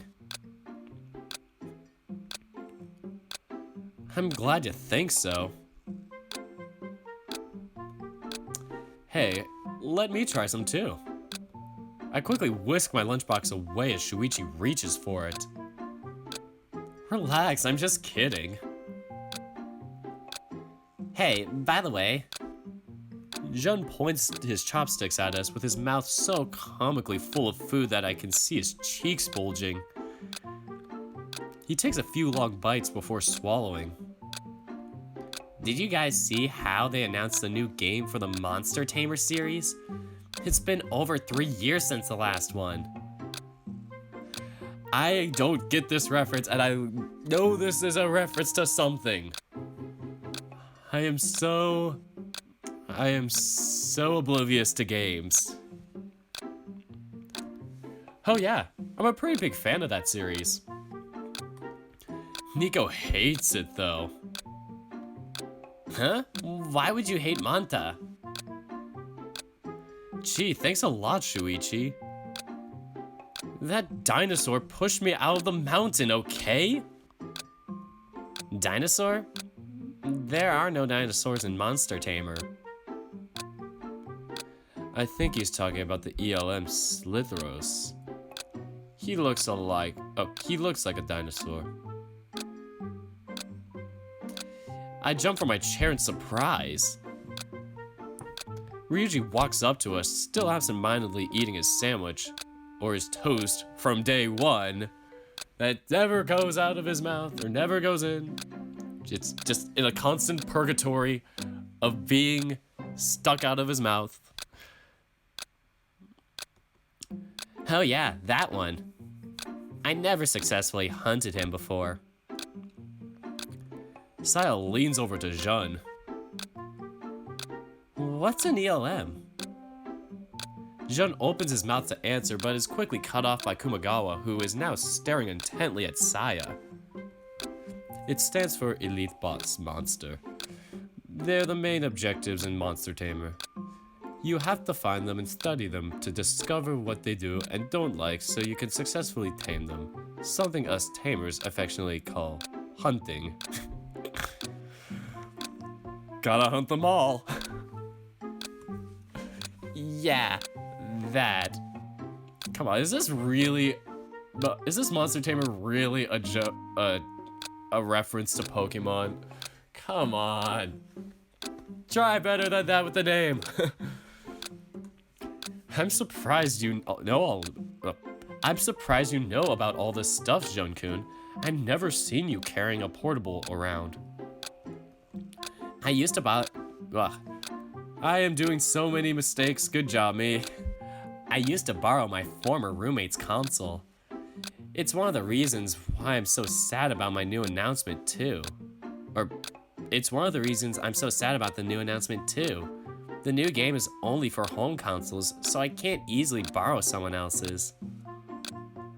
Hey, I could let you borrow mine. I barely play it nowadays after I played most of the games that I like. And Aki doesn't like video games anyway. What kind of kid doesn't like video games? The weird kind? That's just the kind of guy Aki is. You only need to meet him once to realize which one is the responsible brother. Hey!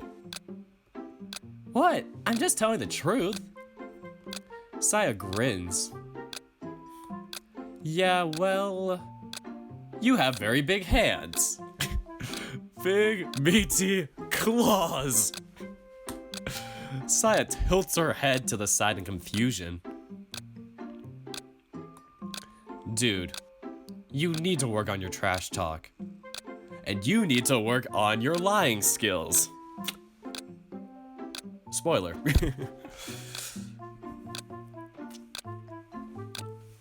Shuichi gives me a tentative pat on the back as I hang my head down in defeat. Well, Nika-san, Nika-san, when can I go to your place to get it then? Why don't you come to my house after class? I can give it to you so you can take it home then. You might want to take it to his house yourself. Shuichi chimes in, talking over a raised eyebrow. Why? Well... He shoots a glance at Jun, who just looks back and forth between the two of us with a curious look. I immediately get the message. Ah, you're right. Do not trust Jun with important cargo. Huh? He shoots me a quizzical look that we mostly ignore, pretending to not notice.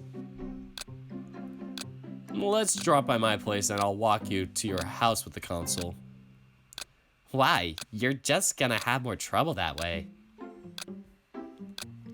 It's no trouble, really. But what are your plans for today? Both of our courts are still closed down until the end of the day, so I suppose you guys will have to do something else, right? Shuichi, nice save. This conversation doesn't interest me anymore. Bye. Well, he sure is blunt. Well, I know Keikun has a court in his house. Maybe if I beg enough, he'll let me use it for practice anyway.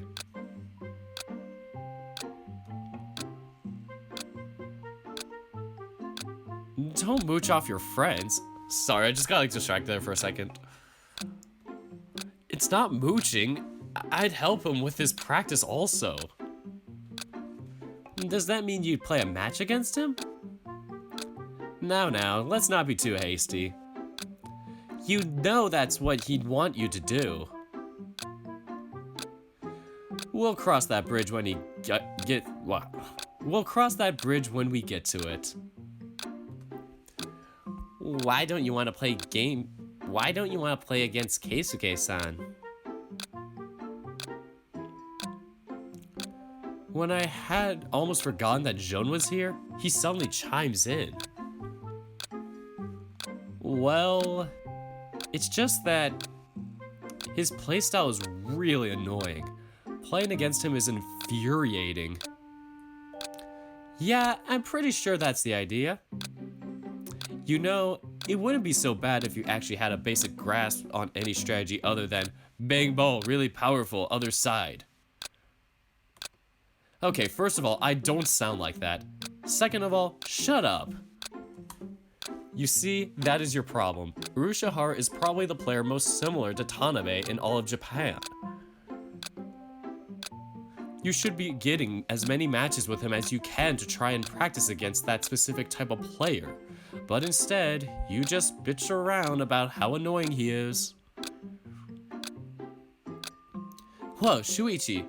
I thought we had agreed we'd be gentle when we confronted him on this. Oh, so Monster Hunter. I swear to God, the name sounded familiar. I didn't know Monster Hunter had that similarity to like Pokemon, but different. Yeah, this is how like oblivious I am to games. Like people would just be bringing up like E3 and all those cons and stuff like that, and I'll just be like, what are the games again? Or people ask me like, oh yeah, did you see that game? And I'll just be like, what? Yeah. Alright, so it is Monster Hunter. It wasn't a complete like butchering of like Pokemon. Cool. Anyway. Oh, I am being gentle. I have quite a few choice expletives that... Wait. Expletives? Never seen that word. I have quite a few choice expletives that I decided not to use in this occasion. Saya mumbles a wow under her breath, looking away from Shuichi. Well... What? No witty response this time? Seriously, Nico, I know this bothers you, but you have to stop doing that. Every time something becomes remotely hard, you start looking for an excuse to run away. What? That's not true. I've never run away from tennis. No. Instead, you just quit the high-profile club you used to practice in, rejected all the private coaching offers you received, cut ties with all your sponsors, and won't accept any requests from other high-ranking players to practice. Are you really happy just wasting away your talents in a second-rate tennis club when you know you could do better? Hey! Oh, shut up, it's true. Saya grumbles something under her breath, but the only word of it I managed to catch is a curse word that I'm not too comfortable repeating. How long have you felt this way? For a long time already. Ever since you fell to the number 2 ranking and started doing this crap? Instead of doing your best to catch up, you're just lagging behind and letting your other rivals catch up to you. You used to be untouchable, Japan's rising star, the biggest hope for Japanese tennis. Then you lose a couple of times and to a really tough rival and you decide to shut yourself off? Look, I'm sorry if I'm being curt with you, but I've been holding a lot of this in for a while. I've tried being patient with you, hoping you'd find your way again, but you just keep repeating the same bullshit over and over again.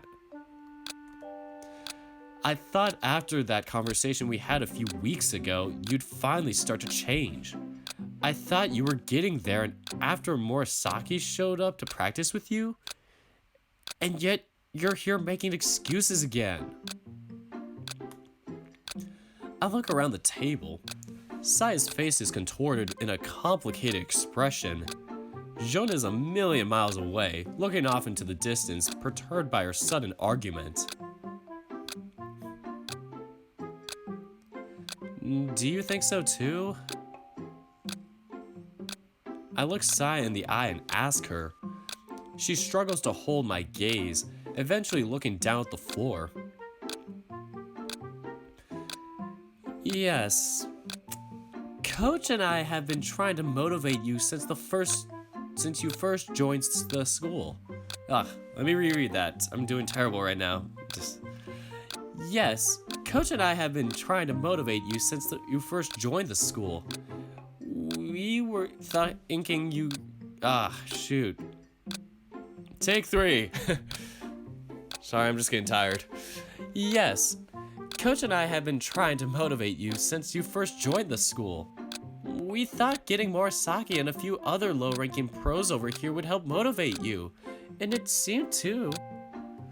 You improved a lot in the week they spent here. It's been years since I've seen you playing that way. But then as soon as they were gone, you just started doing the same thing again. So you know Coach was gonna do that? You planned it with him and you pretended to be surprised about it? Yeah, kinda. I see. I put the lid back on my lunchbox and got up from the desk. Nico, wait. I just want to be alone right now, okay? I turn around and leave the classroom. No one follows me. The warm spring air is comfortable. A quiet breeze ruffles through my fur every now and again. I'm just sitting on the floor, looking up at the clouds as they pass by. Even though the sky is so clear, my mood right now is tempestuous. The sound of the door wakes me up from my daze. I guess I've been lost in thought for a while. This can't be a teacher. Lunch break ended a few minutes ago. Everyone should be in their classes right now. Shuichi then? I hear the sound of footsteps. No, it can't be Shuichi. He knows I like to hide behind the vent. He'd have come straight here. Whoever it is, this person is wandering around as if looking for something. Ah! I instantly recognize that voice. Hey, it's Jun. I look to my side and see Jun looking over at me with worry. He freezes in his spot for a couple of seconds before finally taking a few slow steps towards me. What are you doing here? You should be in class. I look away. Yeah, well, so should you. Jun sits down on the floor next to me, turning to look at the sky as I'm doing. I don't really feel like going to class right now. I get the feeling I just space out for the rest of the day. We sit in a silence for a couple of minutes. I glance at Jun's profile every now and then, and I see him with a complicated look on his face, struggling to find words. Eventually, he manages to find them. I don't really know what has been going on. I haven't known you guys that long. I get the feeling that that's not the kind of discussion you should have in front of an outsider like me.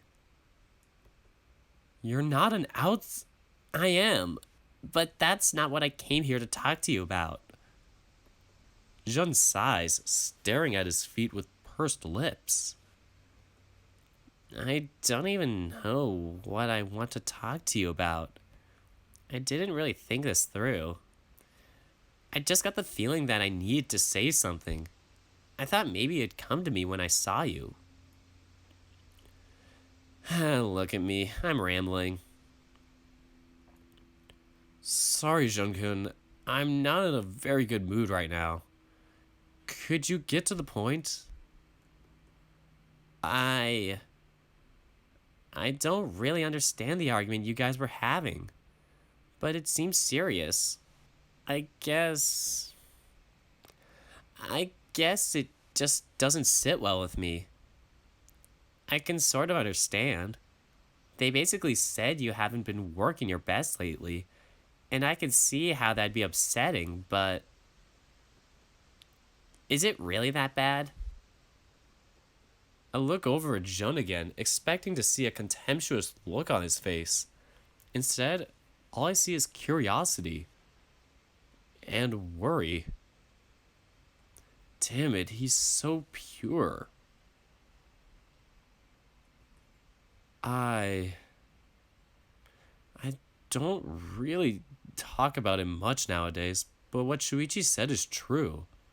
Up until junior high, I used to be known as the #1 player in my age group. Even then, sports critics were already labeling me the next Japanese star. I had countless practice partners from all over my country, a multitude of coaches wanting to work with me, tons of companies wanting to sponsor me. I had everything. I also had this particular rival, Takagi Tanabe. Back then, he was only 6th in the national rank, but he was climbing fast. We had met for the first time a year before when we played each other for the first time. It was a lopsided win for me. But when we met again in the next tournament, it wasn't as easy. I got the win, but it was difficult and I got really happy about it. All of the other players in my age group weren't nearly in the same level as me. I know that's a horrible thing to say, but it's true. I had gone undefeated for over 4 years. Eventually, I got in touch with Takagi and we started a friendly rivalry. Takagi from the south and Mishimai from the north. It was just like the sort of thing you'd see in a shonen manga. You had no idea how happy I was. We talked to each other frequently, shared details about our training schedule, and eventually talk about our personal lives. He was my first tennis friend in a long time. What about Mishimaya-san? I can't help but smile a bit.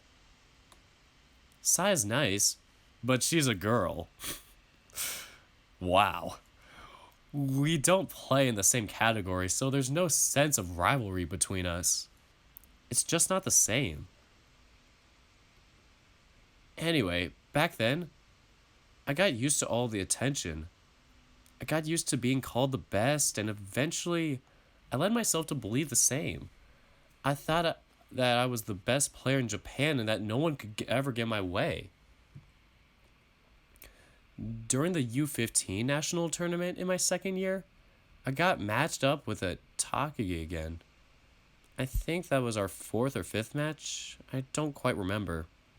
I was feeling a little bit nervous because every time I played against him, he seemed to be so much better than the previous time. I saw him clawing his way towards me, and frankly, that terrified me. But still, I convinced myself there was no way I could lose, and that was that. I went into the match 100% sure I'd win. And what do you think? I lost. I lost big time. It was down to the wire between us. We were already at a tie break in the end of the final set. The match had gone on for over 4 hours. We were both exhausted. I came first. I couldn't keep up the pace and Takagi managed to steal the win away from me.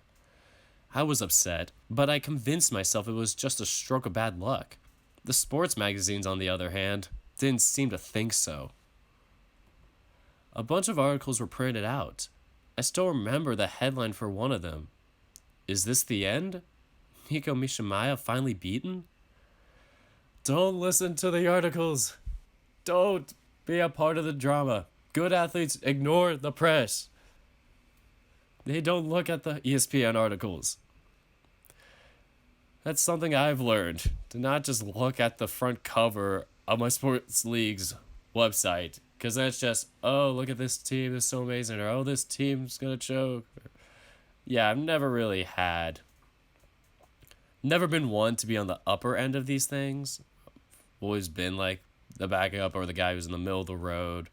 So it's hard for me to relate to I was on top and then you get knocked down like this. But I've known people like that where, like, actually I could kind of relate to it too. Like, even though I was a backup for my high school team, it was like, yeah, we'd win league every year and just destroy everybody.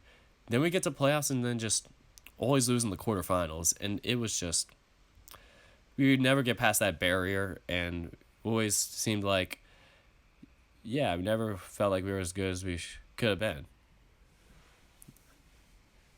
I don't know where I'm going with this, but yeah, it's one of those things where you lose like that and you're not used to losing. Like, you start off as like the best of your area. You get pretty bloated with that stuff. And yeah. It's a mental game, sports. So much it is. I'll continue this right now because I feel like I'm just gonna go in circles with what I have right now. Frankly, I think it's a little sick how much attention they were drawing to a bunch of 15-year-old wannabe athletes. But I guess that's the kind of crap that sells. Yeah. Yeah, the kind of crap when you're juniors in high school. Yep. Go shout out that documentary again. Not gonna say the name of it. It is the documentary that must not be named. From then on, Takagi and I got matched up against each other a handful of times in my senior year. I got defeated every time. And each time we played against each other, the difference just increased. I broke. You have no idea how shaken up I was. I completely lost confidence in myself. My practice started to suffer and I started to decline. Suddenly, I couldn't feel confident on the court anymore. My play became sloppy. I started to lose to players who had never ever gotten close against my level before. That was the end of it. Child stars no more. I was officially considered a thing of the past. I cut off my contact with all of those fancy things I had. Sponsors, coaches, clubs, partners, everything. Hell, even my school life started to suffer. Can you believe that? Back in the day, I used to tutor Shuichi. I was an honors student. Straight A's, student council, all of that. I was stuck in a rut. I barely improved anything since the end of my last year in junior high. Wow. I understand that feeling of things feeling like you peaked in middle school and things just like going downhill in high school. That's how I felt. Like I felt like, hey, I was actually getting a bunch of playing time at the end of middle school. I was playing for these teams and all that stuff. And then I get to high school and I just get stuck behind these prodigy players for whatever position I was. As a result, I was just like, I'm not going to try too hard anymore. I'm just going to be the backup. I'm just going to be the ball boy at times. Honestly, I felt like I was more of like the ball boy for my varsity team than an actual player.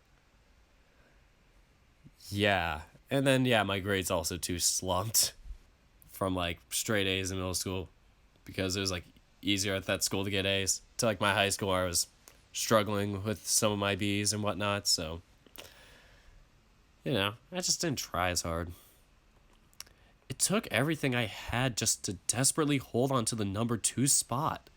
But each and every time, the difference between me and him continued to widen, and the other players in my age group started to get closer and closer. I can't confidently say that I could go pro the way I am right now, and Shuichi was right. Completely 100% right. About everything. It's just, I've been turning a blind eye to it for a long time. It's just so miserable having to acknowledge it. I shouldn't have gotten mad at them, but I suppose I just wasn't ready to get the truth thrown in my face like that. I sigh, staring up at the sky. I really am pathetic. I don't think so at all. If it's affected you that much, then that just means it's very important to you. There's nothing shameful about that. Amen to that, Jun. This is what my math class is like for me right now. Got a total confidence kick in the ass where nearly failed the test, and we only have 3 tests in our final, and those last tests and final are back-to-back weeks. So it's like, going into it, I feel like I have no confidence to back me with my grades. And then it's like I had to catch up with all the stuff studying. Had to like take a break from this. Yeah, it's just crazy when you get one thing that totally knocks you down, like something that is a much worse result than you expect. We don't want to take it personally like that, but we instinctively do. And as a result, we subconsciously do this to ourselves. We screw ourselves over and just kind of underrate ourselves. It's pretty sad to think about, but that's kind of the nature of the beast. I believe that as long as you truly love what you do, there's nothing wrong with being depressed after being knocked down. Amen. There's nothing wrong with that.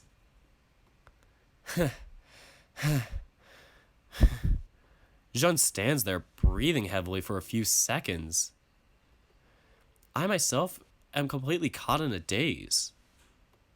Did I just get yelled at by Jun?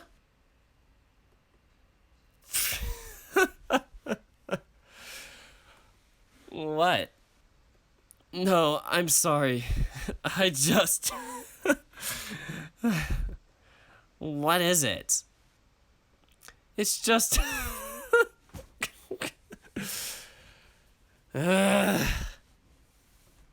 Oh wow, I must be really annoying him right now. No, seriously, I'm sorry. Man, I haven't laughed like that in a while. I'm really sorry, Jun. I wasn't laughing at you. Promise. It's just... Man. If even you're snapping at me, then I guess I really overdid it, huh? What's that supposed to mean? I mean nothing by it, I promise. Thanks a lot, Jun. I guess I really needed to hear that. I placed my hand on top of his head, patting him lightly. This time, his entire face goes red, all the way to the tip of his ears. It was nothing. I just really want to help you, so... He turns to stare at his own 2 feet, too embarrassed to even look at my face. His ears keep twitching. And yet, he never moves away from my hand. I look up at the sky and take a deep breath, getting up on my feet and dusting myself. Alright. I guess I've made up my mind. Huh? About what? I can't erase all the doubts I've accumulated in the past few years, nor can I recover my confidence in the blink of an eye. But... guess it can't be worse than not trying. I mutter more to myself than to anyone else. Jun stares at me with a confused look. When I think about it, I can't help but smile. I guess I really do have great friends. I'm standing in front of a classroom at the second year's floor, waiting for a certain someone to come out. Even though class has ended, he has yet to leave his classroom. A bunch of second years are gathering at the doors, looking at me and whispering. I guess it really is uncommon for a third year student to be here for so long. I recognize a few faces from the tennis club. As they pass me by, they all greet me politely. Then I see him coming out. He stops at the door and stares straight at me with a look of surprise. He half jogs in my direction, his tennis bag across his shoulder. Good. He's good. He brought his gear. Nico-san, what are you doing on our floor? I've been waiting for you. You're free today, right? With today's practice canceled? Yeah, I am. Why? You're coming with me. Let's go. What? You can't just expect me to follow you around. And yet, that's exactly what he does. We go down the stairs all the way to the entrance. Even though Kei-kun protests a little, he doesn't actually disagree with me or stop following me. In that regard, he's a very passive person. He really should try asserting himself more. Nico-san, at least tell me where you want to take me. We're gonna have a match, you and I. What? Keisuke freezes on the spot, stunned. Are you serious? Yeah, think of this as a formal challenge, if you will. As I start heading out, Keikun runs around me, cutting me off. Wait. He stares at me, his eyes inspecting my face for any missing details. Keikun, your expression is really scary right now. What brought this on? He's still doubting me. Or he's still doubting me? Well, can't say I blame him. I have avoided doing exactly this since he first joined our club. He used to ask me for matches all the time when he was still a first year. Guess there's no harm in explaining it. I'm turning you into my proxy for Tanabe. You'll be my practice partner from now on. You've got no problems with that, I assume? Not at all. Good. I've already booked a court for us at a nearby club. Our appointed time starts in half an hour, so we better hurry. Keisuke nods, walking next to me with renewed vigor. Alright, time to look alive. Magic clothes changing scene. We managed to arrive at the club with a couple of minutes to spare. Not wanting to waste a single second of our allocated time, we both get changed as quickly as we can. Ah, there they are. What? Shuichi and Jun are sitting down on one of the benches, looking at us with expectation. Shuichi, what are you doing here? Jun-kun told me you had a match today, so I came to watch. Figured you guys could use an umpire. Didn't you say you were terribly busy? How did you take time off to come over here today? What? I never missed one of your official matches, and I'm not about to start now. This guy really is a headache at times. This isn't even an official match, you know? Nico-san. Sorry? Nico-san, I'm already warming up. Hurry up. Right, coming. I set my bag down next to one of the benches, grab a racket, and quickly make my way to the courts. We do some light stretches, followed by a couple of minutes of just hitting the ball to each other. Okay, no issues so far. Looking over to the side, I see that Shuichi has already taken his seat at the umpire chair. Whoop. Jun is also watching us intently from his seat on the bench I picked for myself. I wasn't really counting on an audience, you know. Nico-san, how do you want to decide who takes first serve? We both approach the net so we can talk over the details.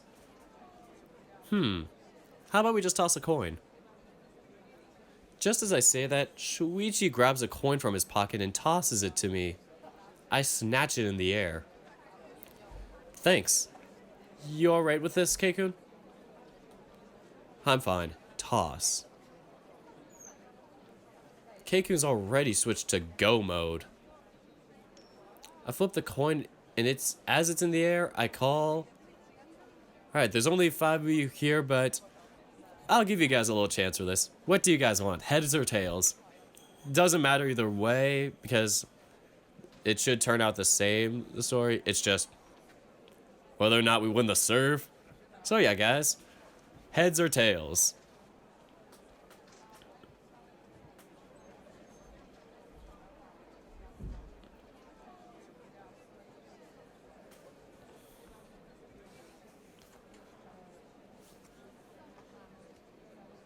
All right, Lloyd has got tails.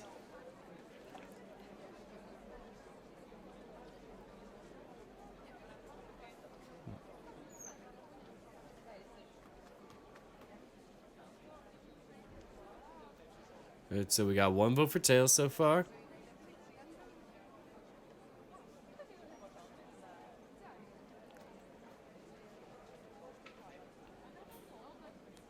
I'll give you guys a minute to vote as go to the bathroom quickly.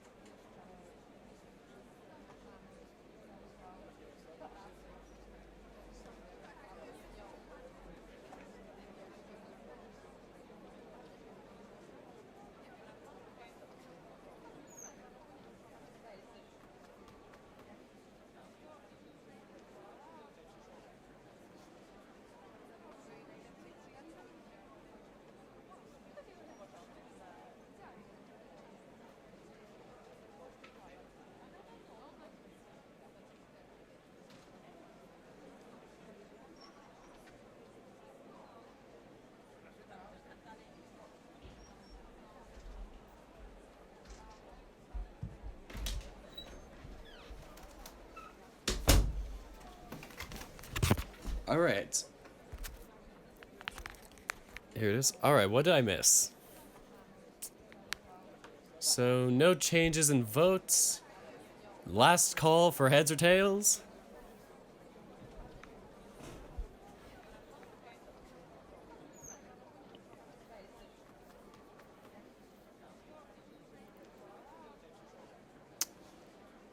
All right, so that's it. We are going with tails. Tails. I catch the coin in the air and place it on top of my hand. Keikun peers at it, trying to see the result. Heh, it's heads. Let me guess, you're gonna serve? Keisuke grins. His malicious expression immediately sets alarms running in my head. No, I'll receive. Go ahead and take first serve. What? Why? Keisuke's expression is sharper than I've ever seen before. And he's not the type to do something without a plan. I'm not sure he's thought this through. I'll take this side of the court then. Keisuke nods, going to his position to receive. This was odd. Alright, starting now, 3-set match. Nico is on the serve. Alright, no point in dwelling on my concerns right now. So he's wanted to receive from the beginning, so what? I'll just use my superior power to crush him. I bounce the ball on the ground a couple of times. 4 is my magic number. Checking my strings, tie my shoes, bouncing 4 times before serving. Guess I can't escape from my habits. As soon as I'm prepared, I take a deep breath. Let's start at full gear. I toss the ball into the air, hitting a fast serve into the center of the court. From the get-go, this is already one of my fastest serves yet. Keisuke is unfazed, dashing to the ball before it's barely left my racket. His return is a bit shallow, but the positioning couldn't be more perfect. He's returned the ball squarely to the other side of the court, forcing me to run for it. From the very beginning, he's already being mindful of my favorite spots and angles. He sent the ball back to me in a way that I just can't hit it hard. He's trying to avoid a contest of power. Keikun reaches my ball. Unlike last time, he doesn't seem to be at all on edge. He's taken everything at his own pace. He slices the ball back to me. Because of the low bounce, I can't hit it the way I'm accustomed to. So annoying. We're quickly locked into a battle of ground strokes, but this time, he absolutely doesn't waver. He's different somehow. He's being more mindful of my strong suits and is playing to his own strengths. Instead of trying to rush the point and finish it fast, he's slowly but surely trying to grind me out of it. So I guess in that sense, it's still the same as always. And yet, what's this feeling of unease? Ha! Suddenly, Keisuke hits a high arching lob. Why would he send a lob over there? Crap, I hesitate for a second due to my surprise. I just barely managed to return his shot, but I'm not in a good position anymore. If he tries to settle it here, maybe he could.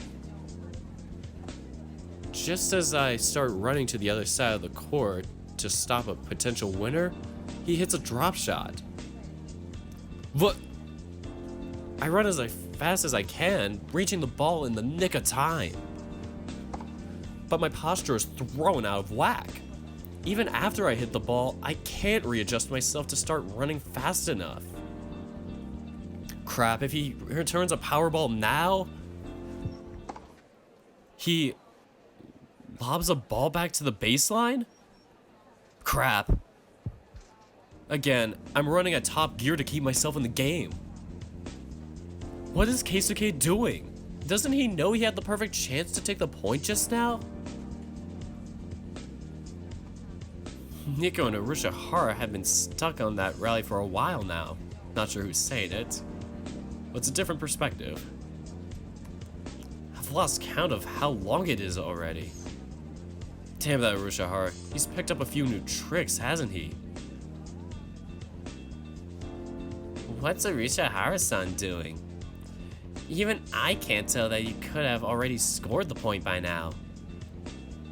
I was so absorbed watching the match that I didn't see Jun-kun approaching me. Oh, it is Shuichi. Cool. You're right. He's making Nico run. But not just diagonally, he's also forcing him to go up and down the net. Come on, Nico, he's playing you. Freaking notice it already. Ha! Stuck without knowing what to do, Nico just keeps hitting the ball as hard as he can, trying to power his way through. Instead of going for a winner here, he's trying to win on the long run. He's playing the tire Nico out. And of course, the idiot doesn't notice this. So he just keeps playing at top gear without a care for his stamina. So, this is bad, right? Yeah. He's forced Nico onto a corner and is now just applying enough pressure to keep him pinned down, without actually winning the point. And even if he makes a mistake and loses the point, it doesn't matter, because he's still accumulating an advantage in the long run. The match has barely even started and it's already on the fucking worst case scenario.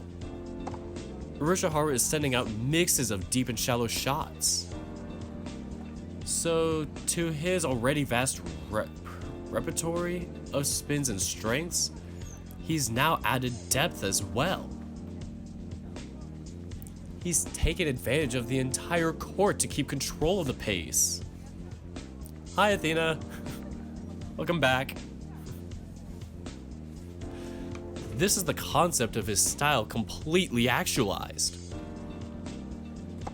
Yeah! Nico sends a power ball to the corner of the court, trying as hard as possible to keep himself in the game. Come on, Nico, you have to have noticed it by now. How dense can you be? This isn't the Nico that I know. Stop messing around. Show them why you were Japan's #1 already. Shit, I feel like my legs are on fire. How long has this rally even dragged on for? Feels like it's been forever. Keikun is repealing every single one of my shots. I am completely unable to mount an offense. When I think I finally have some momentum going, He returns an unexpected shot and completely breaks my rhythm. And yet, why hasn't he tried to score yet? Sorry. No matter how I look at it, this is just too strange. He has had many opportunities, but he's yet to take the plunge. Is he afraid that... Sorry, adjusting something? A little more.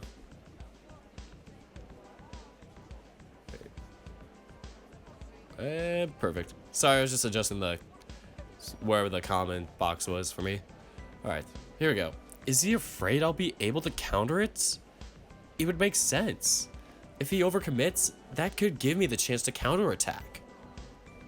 But even then, this is just too... familiar. Why does his playstyle remind me of someone else? It doesn't feel like I'm playing against Keikun anymore. It's similar to how he's always played, and yet it's different. He's started to employ many more angled shots. He's not focusing only on deep spins, but he's now using sharp angles to force me to run. He's trying to reduce my offensive space so I won't have enough time to swing. He's cornering me by locking my power shots away from me. Locked in this endless back and forth, I decided to try something I wouldn't usually do to try and break the stalemate. I launch a drop shot to try and break his rhythm. Even if it's a little bit, if his return is weak or slightly out of position, I can take advantage of it. His response is almost instantaneous. Keikun reaches to the net with a speed befitting of a wild beast. I've barely had time to reposition myself when he hits a full power shot towards the open side of the court. What? This is where he decided to go for the point? Or this is where he decided to go for the point? Shit, I was too careless. I make a mad dash before it, but the ball has long since bounced before I'm even close to it. Out. 15 love. His eyes look my way for only half a second, and his expression is sharper than I've ever seen before. That's when it hit me. Kenma Sasaki. His style is, without a doubt, very similar to that of Kenma Sasaki. I noticed that he paid an inordinate amount of attention to Sasaki-san when he came over to help us practice, but I never realized he was trying to learn from it. So Keikun noticed the similarities in their styles. Could it be that he's trying to copy Sasaki-san? If that's the case, then I should forget everything I know about Keikun's style and start trying to mount offense geared against Sasaki-san. No, that'd be stupid. Even if he's trying to emulate Sasaki-san, the reality is that Keikun can't have been practicing this style for long. He shouldn't be too familiar with it. Which means it'd be easy for him to return to his ordinary style. Right now, I need more information. Let's see. How can I be sure that he's emulating Sasaki-san's style? Oof, the definition. That's a different place to put it. Western grip. A type of tennis grip created to impart increased topspin into shots, but is hard to control for long periods of time. I see. Yeah, I suck at grips in general. I'm a novice to tennis, but yeah, that is a risky type of grip if that's what Keikun's going for. Ah, that's right. Sasaki-san tended to favor the Western grip much more than the others. As far as I recall, Keikun never used a Western grip before. He always favored the continental grip, only switching to an Eastern grip when he wanted to shoot a stronger ball. I actually don't know what the other two are. I'll try to keep the rally going whilst keeping an eye on his grip. This should let me know whether he's copying Sasaki-san or not. I want to keep the rally going for as long as possible, but I also don't want to pass up an opportunity to score the point. Right now, I'm gonna aim for an ace. If Keikun manages to reach it, take it from there.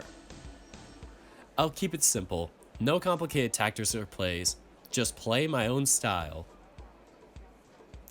If a flat serve to the center didn't work, then how about if a flat serve to the center didn't work, then how about this wide slice?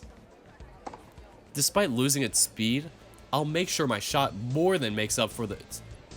Despite losing its speed, I'll make sure my shot more than makes up for it in speed and play. Why am I messing up the important parts? Despite losing its speed, I'll make sure my shot more than makes up for it in speed and placement. No, it's spin and placement. Whatever. I absolutely won't lose to a guy my age when it comes to my serve. Keikun misjudges the timing of the ball, barely managing to block it. His return is both slow and shallow. This is my chance to go for it. What? I can hear Keikun's surprised voice as I dash forward, abandoning the baseline. I just can't let a chance like this pass, so I'm seizing the initiative. Victory goes to the swiftest. I reach the ball just after it bounces, before it starts dropping for the second time. I let my body's momentum carry into my swing, trying to put as much power into my shot as I can. I don't have time to stop moving and stabilize my body, so I just do my best to hit it in the air. A jump shot. Precision doesn't matter, just be careful enough so that it goes in. Go! The ball flies out my racket with force. Keisuke stretches himself as much as he can in an attempt to reach, failing miserably. The ball hits the floor close to the line and soars into the court's protective net. What? Was it in or out? Which one was it? I look over to Shuichi, who's just sitting there, dazed. He eventually notices my eyes on him and snaps out of it. 30 love. Yes! I managed to securely take the point while sticking to my own style. Still, I won't be able to keep attacking like this so often. I was lucky that Keisuke's shot was out of whack, but he won't hand me many more opportunities like that. Still, I need to figure out how to deal with this strategy, but for now, I'll just be grateful for each and every point. I didn't have much of an opportunity to keep an eye on his grip, but such things are a given. I'll just keep gathering a little bit of information every point. We return to our regular positions. Usually, from what I've seen of Keikun over the past year, he tends to lose his cool after a point doesn't go his way, so I had hoped to take advantage of his temper like I did in the past match. But now, he's standing in place, doing breathing exercises, fiddling with his racket strings. He's resetting his mental stage after every point. If he keeps playing with total focus without being swayed by anger or frustration, then it's safe to say this is going to be a lot harder than last time. As play restarts, I slow down my serve a little bit, sending a slice that bounces away from his reach. Keikun returns the ball deeply to the other side of the court. Yet again, the placement of his shots is impeccable. I hit a slice at a sharp angle, giving me more time to reposition myself. I'll use this extra time to keep an eye on his hands and see what type of grip he uses after he returns his serve. As he starts running to the ball, I see him changing his grip. It's a Western grip. So he has been copying Sasaki-san. He went from a style that primarily used the continental grip to one that employs the Western grip. Applying spins and controlling the ball precisely should be harder, but he does get increased power with it. Now I see what you're doing. All that's left for me is to figure out a way to adjust. Keikun takes advantage of the fact that my shot brought him closer to the net to return with a sharp angle of his own. The added power to his flat shot allowed him to clinch the point right then and there. 30-15. Normally, Keikun would do a fist pump or something else after winning a point. This time, he simply wiped the sweat off of his brow and got back to the position. Damn it, it's hard not to visualize Sasaki-san when Keikun plays like this. Let's see, what can I do to deal with that? If I know he's playing like Sasaki-san, then should I develop countermeasures to deal with that? But what if he just switches back to his own style? This line of thought won't get me anywhere. For now, I'll focus on dealing with his forehand slice. So far, it's been the most common shot of his. I'll try to keep the ball pinned to his backhand, and I'll work from there. Once again, I take a deep breath. Let the excess tension go out with my breathing.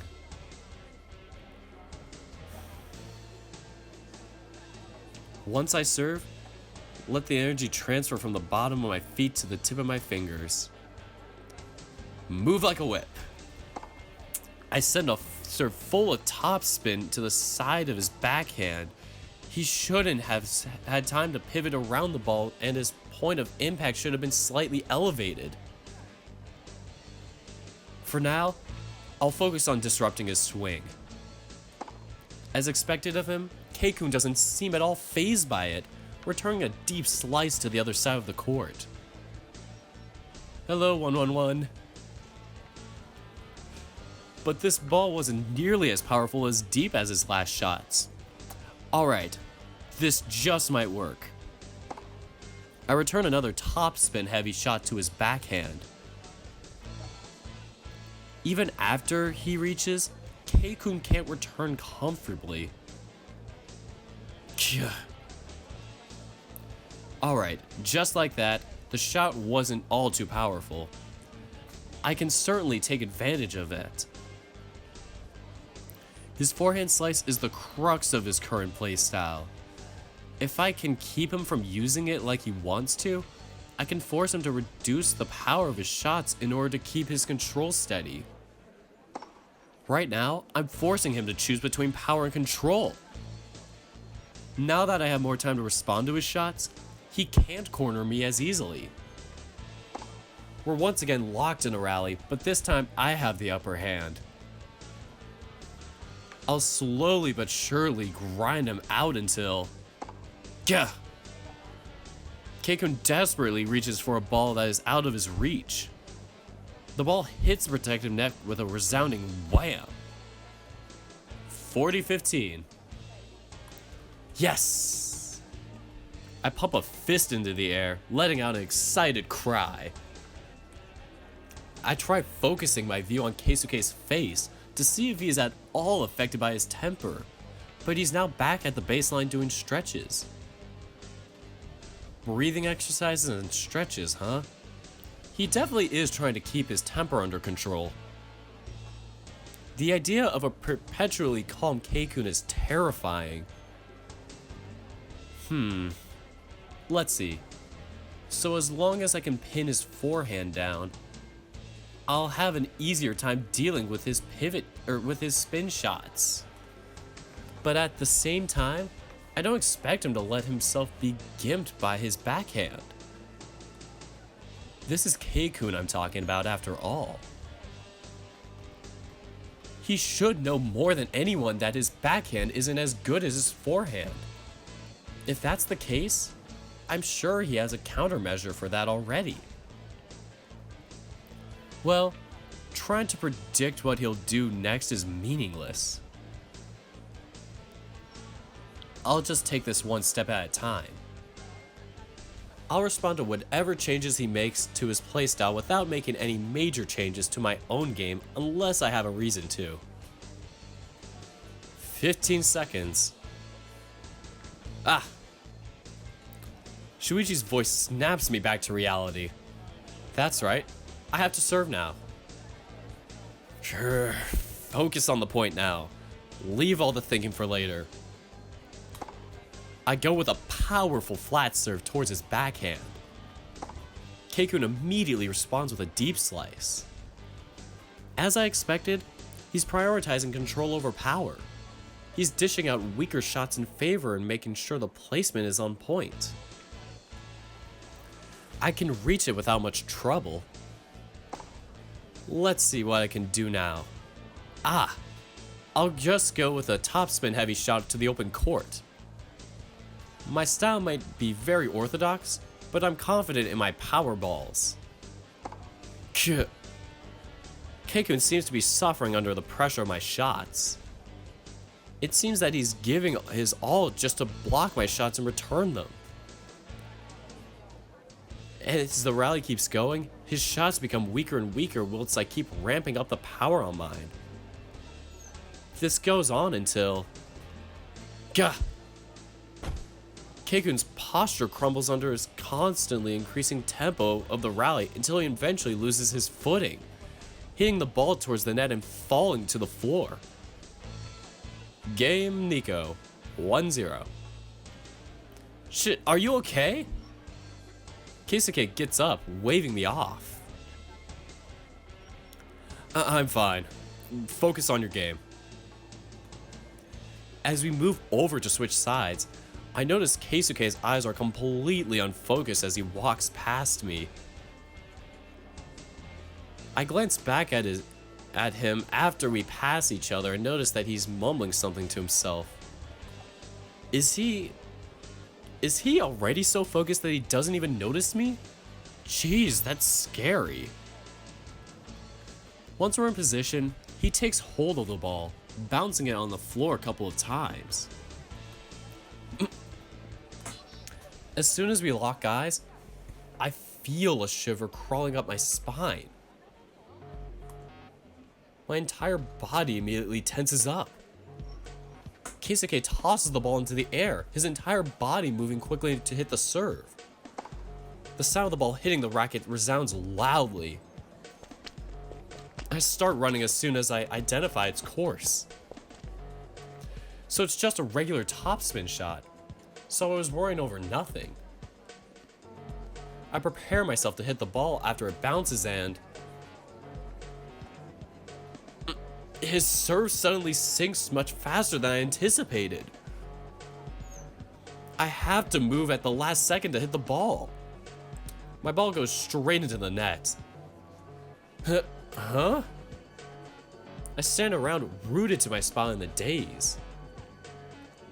Did that really just happen? His serve suddenly dropped out of nowhere. I try looking over at Shuichi to see if he can give me any confirmation of what I just saw, but I only see him gaping in his seat, completely at a loss. Hey, if you're gonna ref, give the call. Net, 15 love. He's as lost as I am right now. What on earth was that? That wasn't a regular topspin serve. No way it could be. His serve wasn't anything like this up until last week. How did he suddenly increase the amount of spin on it so fast?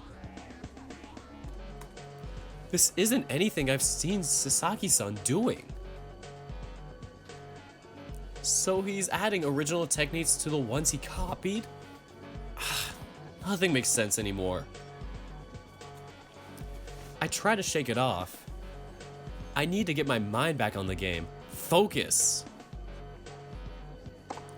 Once again, Keisuke sets himself up to serve, tossing the ball into the air. I keep a close eye on the ball. Is it the rapidly sinking topspin shot again? There it is. The ball suddenly sinks one more time. I try getting myself out of position I judge to be the ideal to return.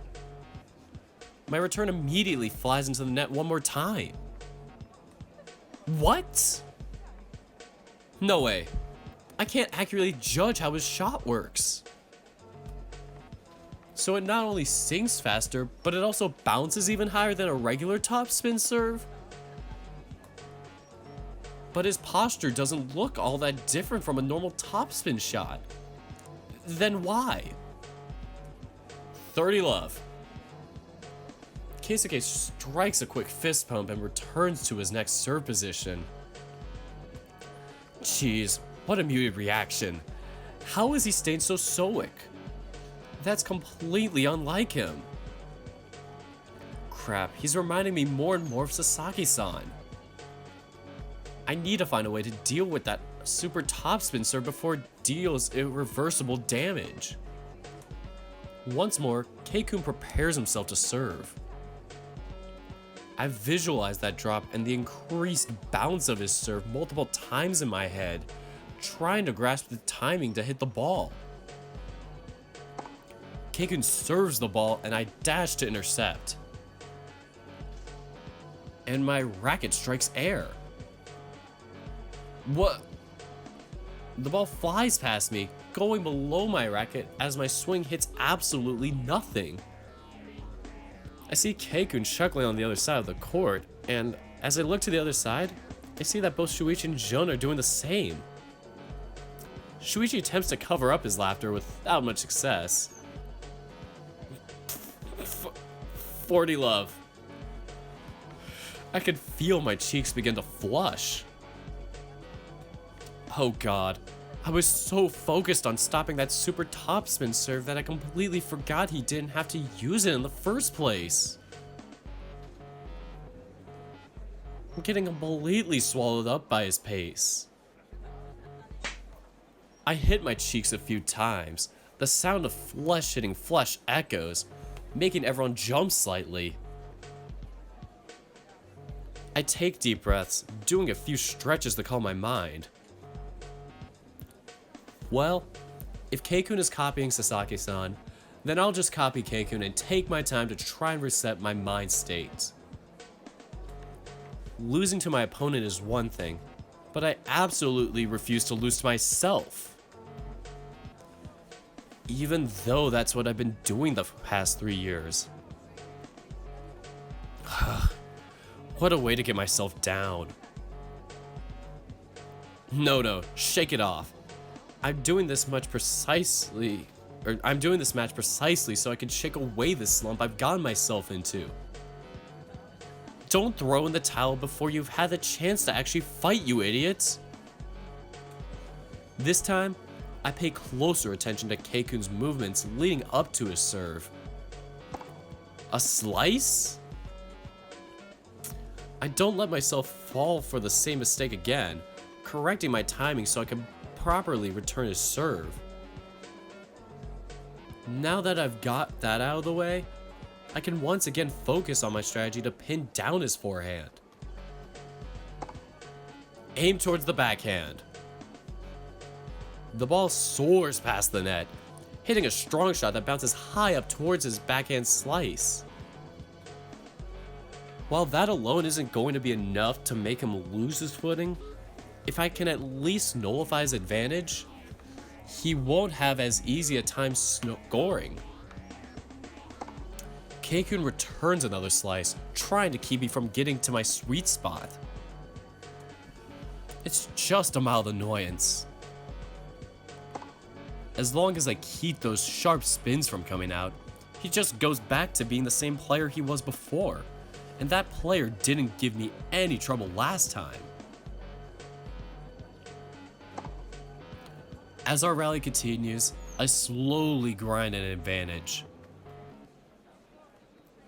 I don't like dragging the points like this, but I also can't let myself lose patience and try going for a winner that isn't there. For now, I'll just keep things steady until there's an opportunity to clinch the point. Keikun goes for a sudden break on his pattern, launching a sudden flat shot aiming for an open slice in the court, or open space in the court. No, you won't! Unfortunately for him, I'm still able to make it on time. A single flat shot isn't going to be enough to score on me, especially from that position. Crap, my aim wasn't as good this time. This is what he was going for. Shit, he rotated around the ball. He's gonna hit a forehand shot. Get ready for that sharp slice. Don't let him steal the advantage. Suddenly, Keikun hits a strong topspin shot toward the other side of the court. What? He had the chance to try and resume his game plan and he chose to ignore it? What is he thinking? I run to the ball, getting ready to hit it after it bounces. What? The ball suddenly drops? Shit. It's the same topspin shot from before. I somehow managed to reach the ball despite the sudden drop, but I lose my standing because of the increased rise on it. My shot ends up out of bounds. Game Urushihara.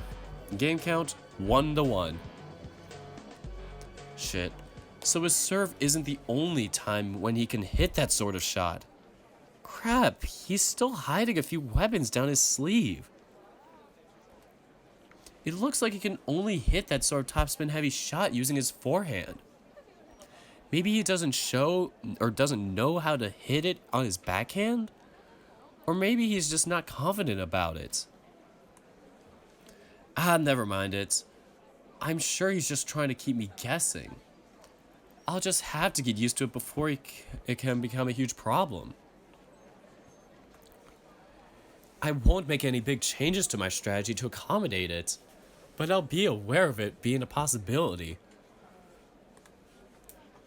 I guess that now, more than ever, I need to keep his forehand in check. Let's see, what sort of serve should I use? He doesn't seem to be reacting any differently to either of my serves, so I guess I'd have to try something I haven't used before. Okay, let's give this a try. I tossed the ball into the air. I could see Keikun standing at attention as soon as I start moving, probably trying to figure out where the ball is going to go to. Well, let's see if you can anticipate this.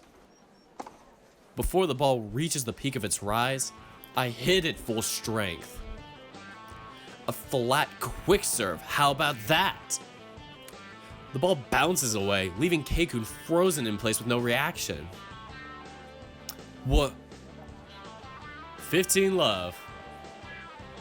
Keikun turns around, looking at the ball that is now rolling around on the floor. I expected to catch him by surprise, but I didn't think it would be this effective. Nico 1, Keisuke 0. Oh, is that games now? Or sets? My quick serve might not be as fast as Murasaki-san's, but I can still catch someone by surprise. You're not the only one with a thing or two up his sleeve. Let's see. Keikun started using that kick serve of his just recently. It wouldn't hurt to have much variation in my serves. Then at least I could make sure my advantage isn't lost from the get-go. Let's give this a try. Try to impart as much topspin as I can. The ball lands behind the service line. Fault. I guess that was too much risk. I tried to use a shot that I've never practiced before. Let's see. I need a safer second serve that doesn't immediately forego the initiative. Let's go with a slice that bounces away from his reach. I hit my serve, aiming for it to slide away from his backhand. Keisuke anticipated that I'd serve to his backhand, repositioned himself after I made my toss. Shit, he went around the ball. He returns with a powerful shot to the open side of the court, and I cannot reach. 15 all. Shit, I guess my tactic of focusing on his backhand is painfully transparent to him. What should I do then?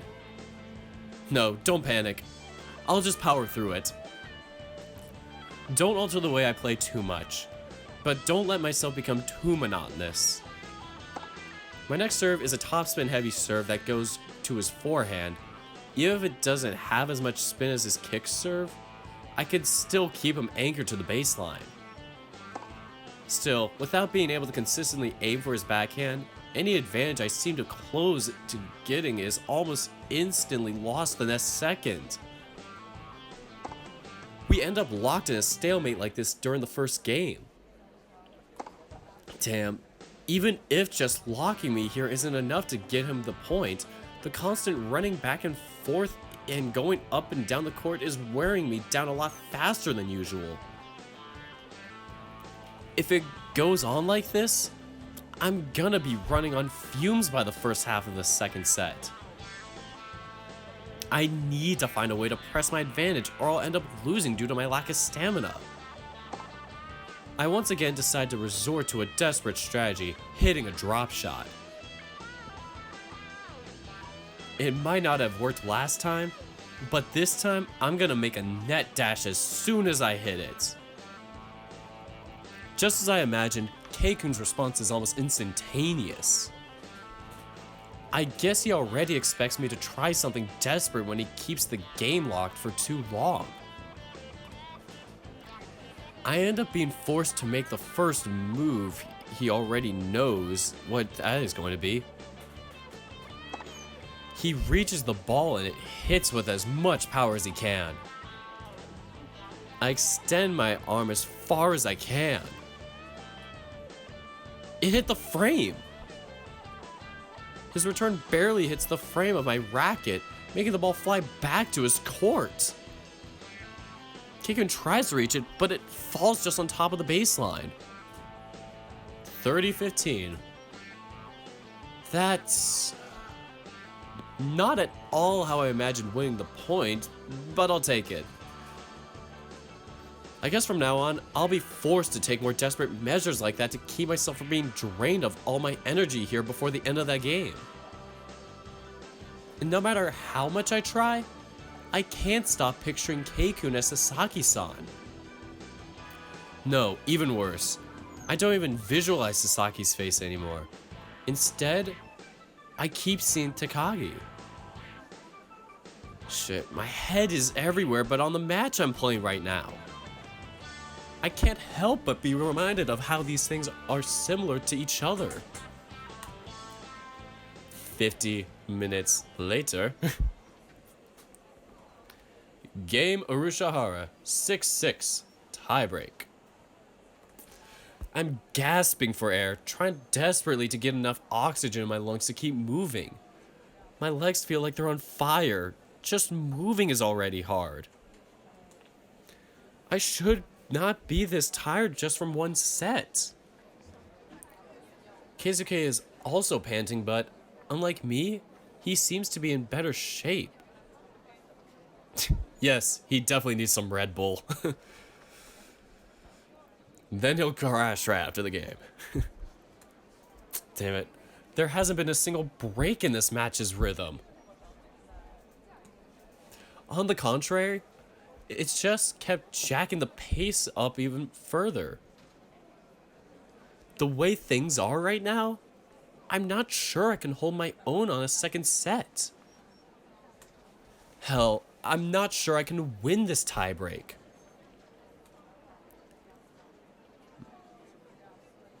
We take a short break before the start of the tiebreak, where I chug a bottle of sports drink and massage my legs. Or Red Bull. Come on, guys. Don't give out on me now. Shit. Looking to the side, Keikun's focus is seriously scary right now. No matter what I throw at him, he keeps adapting to the changes I make in my game and learning to deal with them. Fundamentally, that's no different from how he used to play before, but the addition of those sharp angles, that fast slice, and that top spin that looks like an egg just make it too hard to follow. It's not like every individual technique has been honed to masterful levels, but right now his arsenal is just so big that I don't know how to deal with it all at once. Huh? Shuichi climbs down from his umpire chair and walks up to Keikun. I'm calling the match off. What? We both jump up from our seats at the same time. What the hell are you? Ah! Shuichi grabs hold of his wrist and pulls it up. You're injured. Do you really think I wouldn't notice? Wait, what? Shuichi, still holding Keikun's wrist, turns back around to look at me dead in the eye. Yeah, it happened during the first game when he lost his balance and fell on top of his wrist.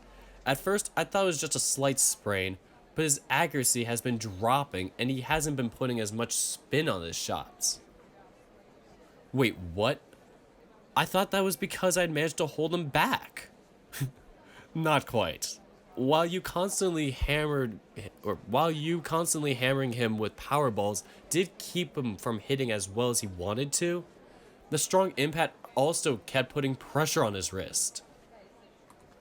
To put it simply, he's been damaging his wrist as the match went further along, so I'm calling this match off now before he ends up causing himself permanent damage.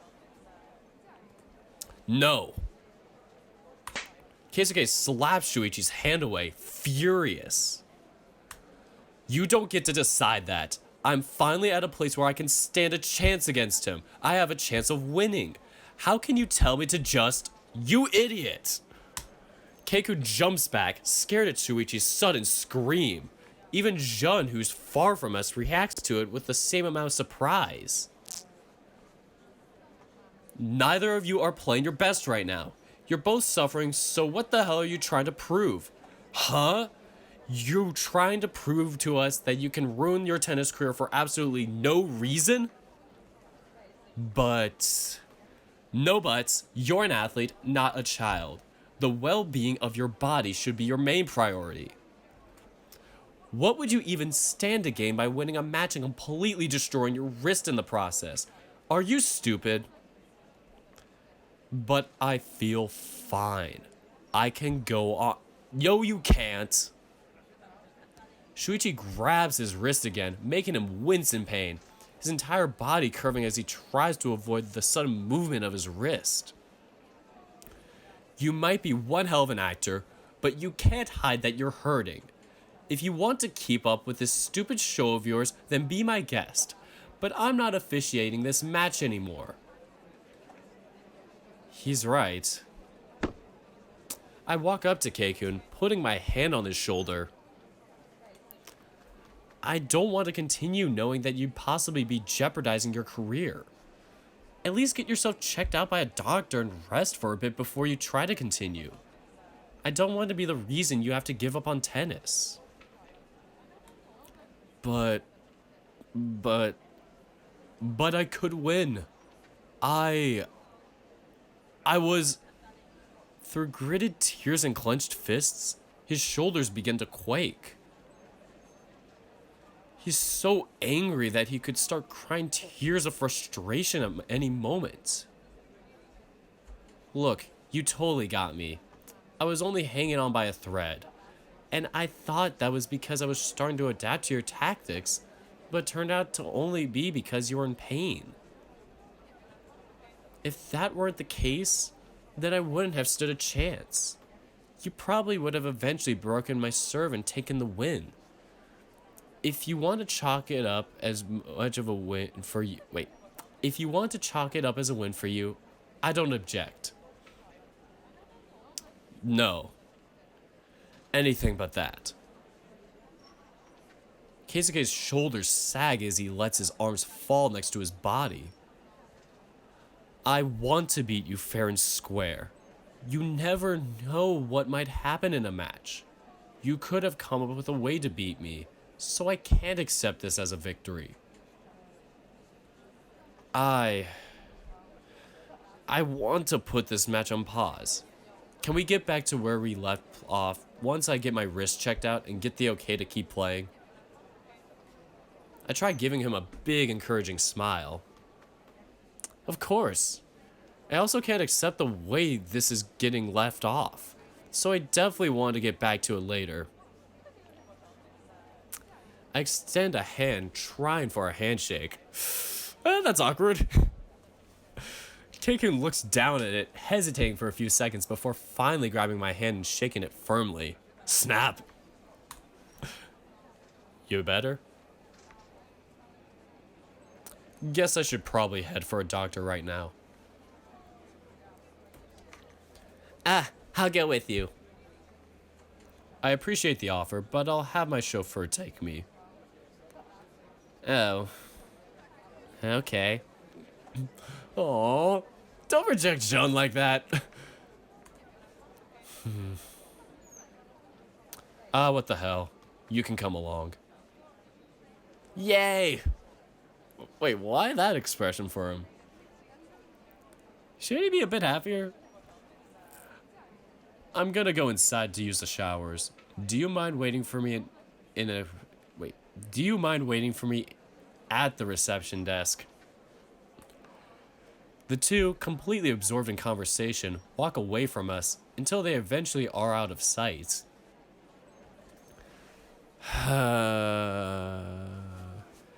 As soon as they both leave, I let myself collapse on one of the benches.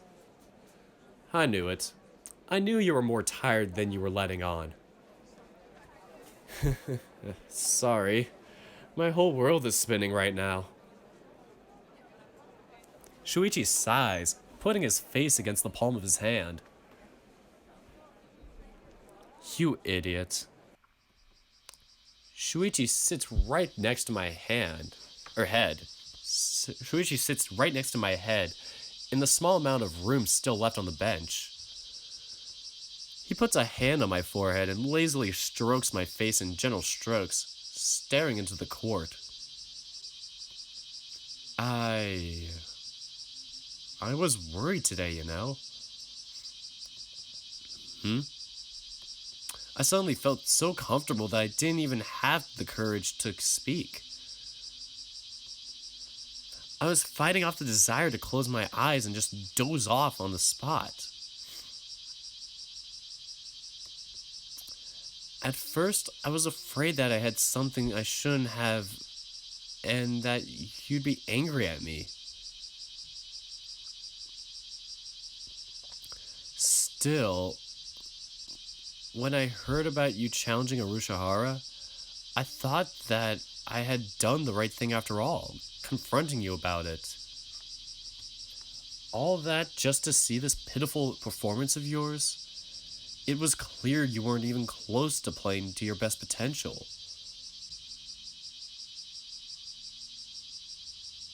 Yeah, I'd say so.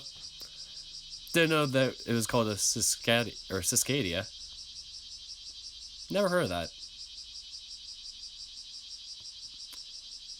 It actually sounds more like a sprinkler to me. You really think so? He slowly nods. I thought it couldn't have been a bad thing if it got you to decide to face your own fears, but you ended up trying so hard to get over your block that you ended up playing worse for it. I didn't think I was doing all that bad. Sorry, man, but you were. Missing up on obvious chances to score, completely losing your cool, shots less accurate than usual. Just, everything was off. Arushihara definitely improved a lot on the other hand, and I'm pretty sure he'd have beaten you if he weren't injured. But then again, only because you suck today. I guess the mind really is a tricky thing. And here I thought I was being fierce. Confusing crudeness for fierceness. That's what you were doing. You should just acknowledge your problems and try to work through them slowly. Don't bite off more than you can chew. Duly noted. He taps on my forehead with his index finger, getting up from the bench and looking down at me. Alright then. I think we should head out as well. Oh, come on, Mom. 5 more minutes. Good one. Shuichi laughs, looking at me with a warm smile. Sorry, no. You're exhausted right now. You should head home and rest. But don't make me yell at you too. Getting up right now. I rocket jump out of my seat, making him laugh again. I quickly put my things back into my bag and get ready to head out. Wait. I don't know how to spell the bug's name. I don't even know what the bug is. Like, I've never heard of that bug, so the more you know. Do you want to just head home? I can deliver the keys to the front desk. I was hoping we could walk home together. Sorry, but I can't. I kinda skipped on some student council duties to come here, so I should probably head to my vice president's house and get some things smoothed out with him. Oh, alright. I'll leave things to you then. Here's the keys. I toss him the key belt, which he easily grabs from the air. Alright then. I'll head to the front desk and then I'll go to the train station. See you tomorrow. See ya. We walk in different directions, waving at each other as we got further apart. God, I feel like I was run over by a truck. Guess there's still a lot I need to figure out before I get back on my feet, huh? Alright.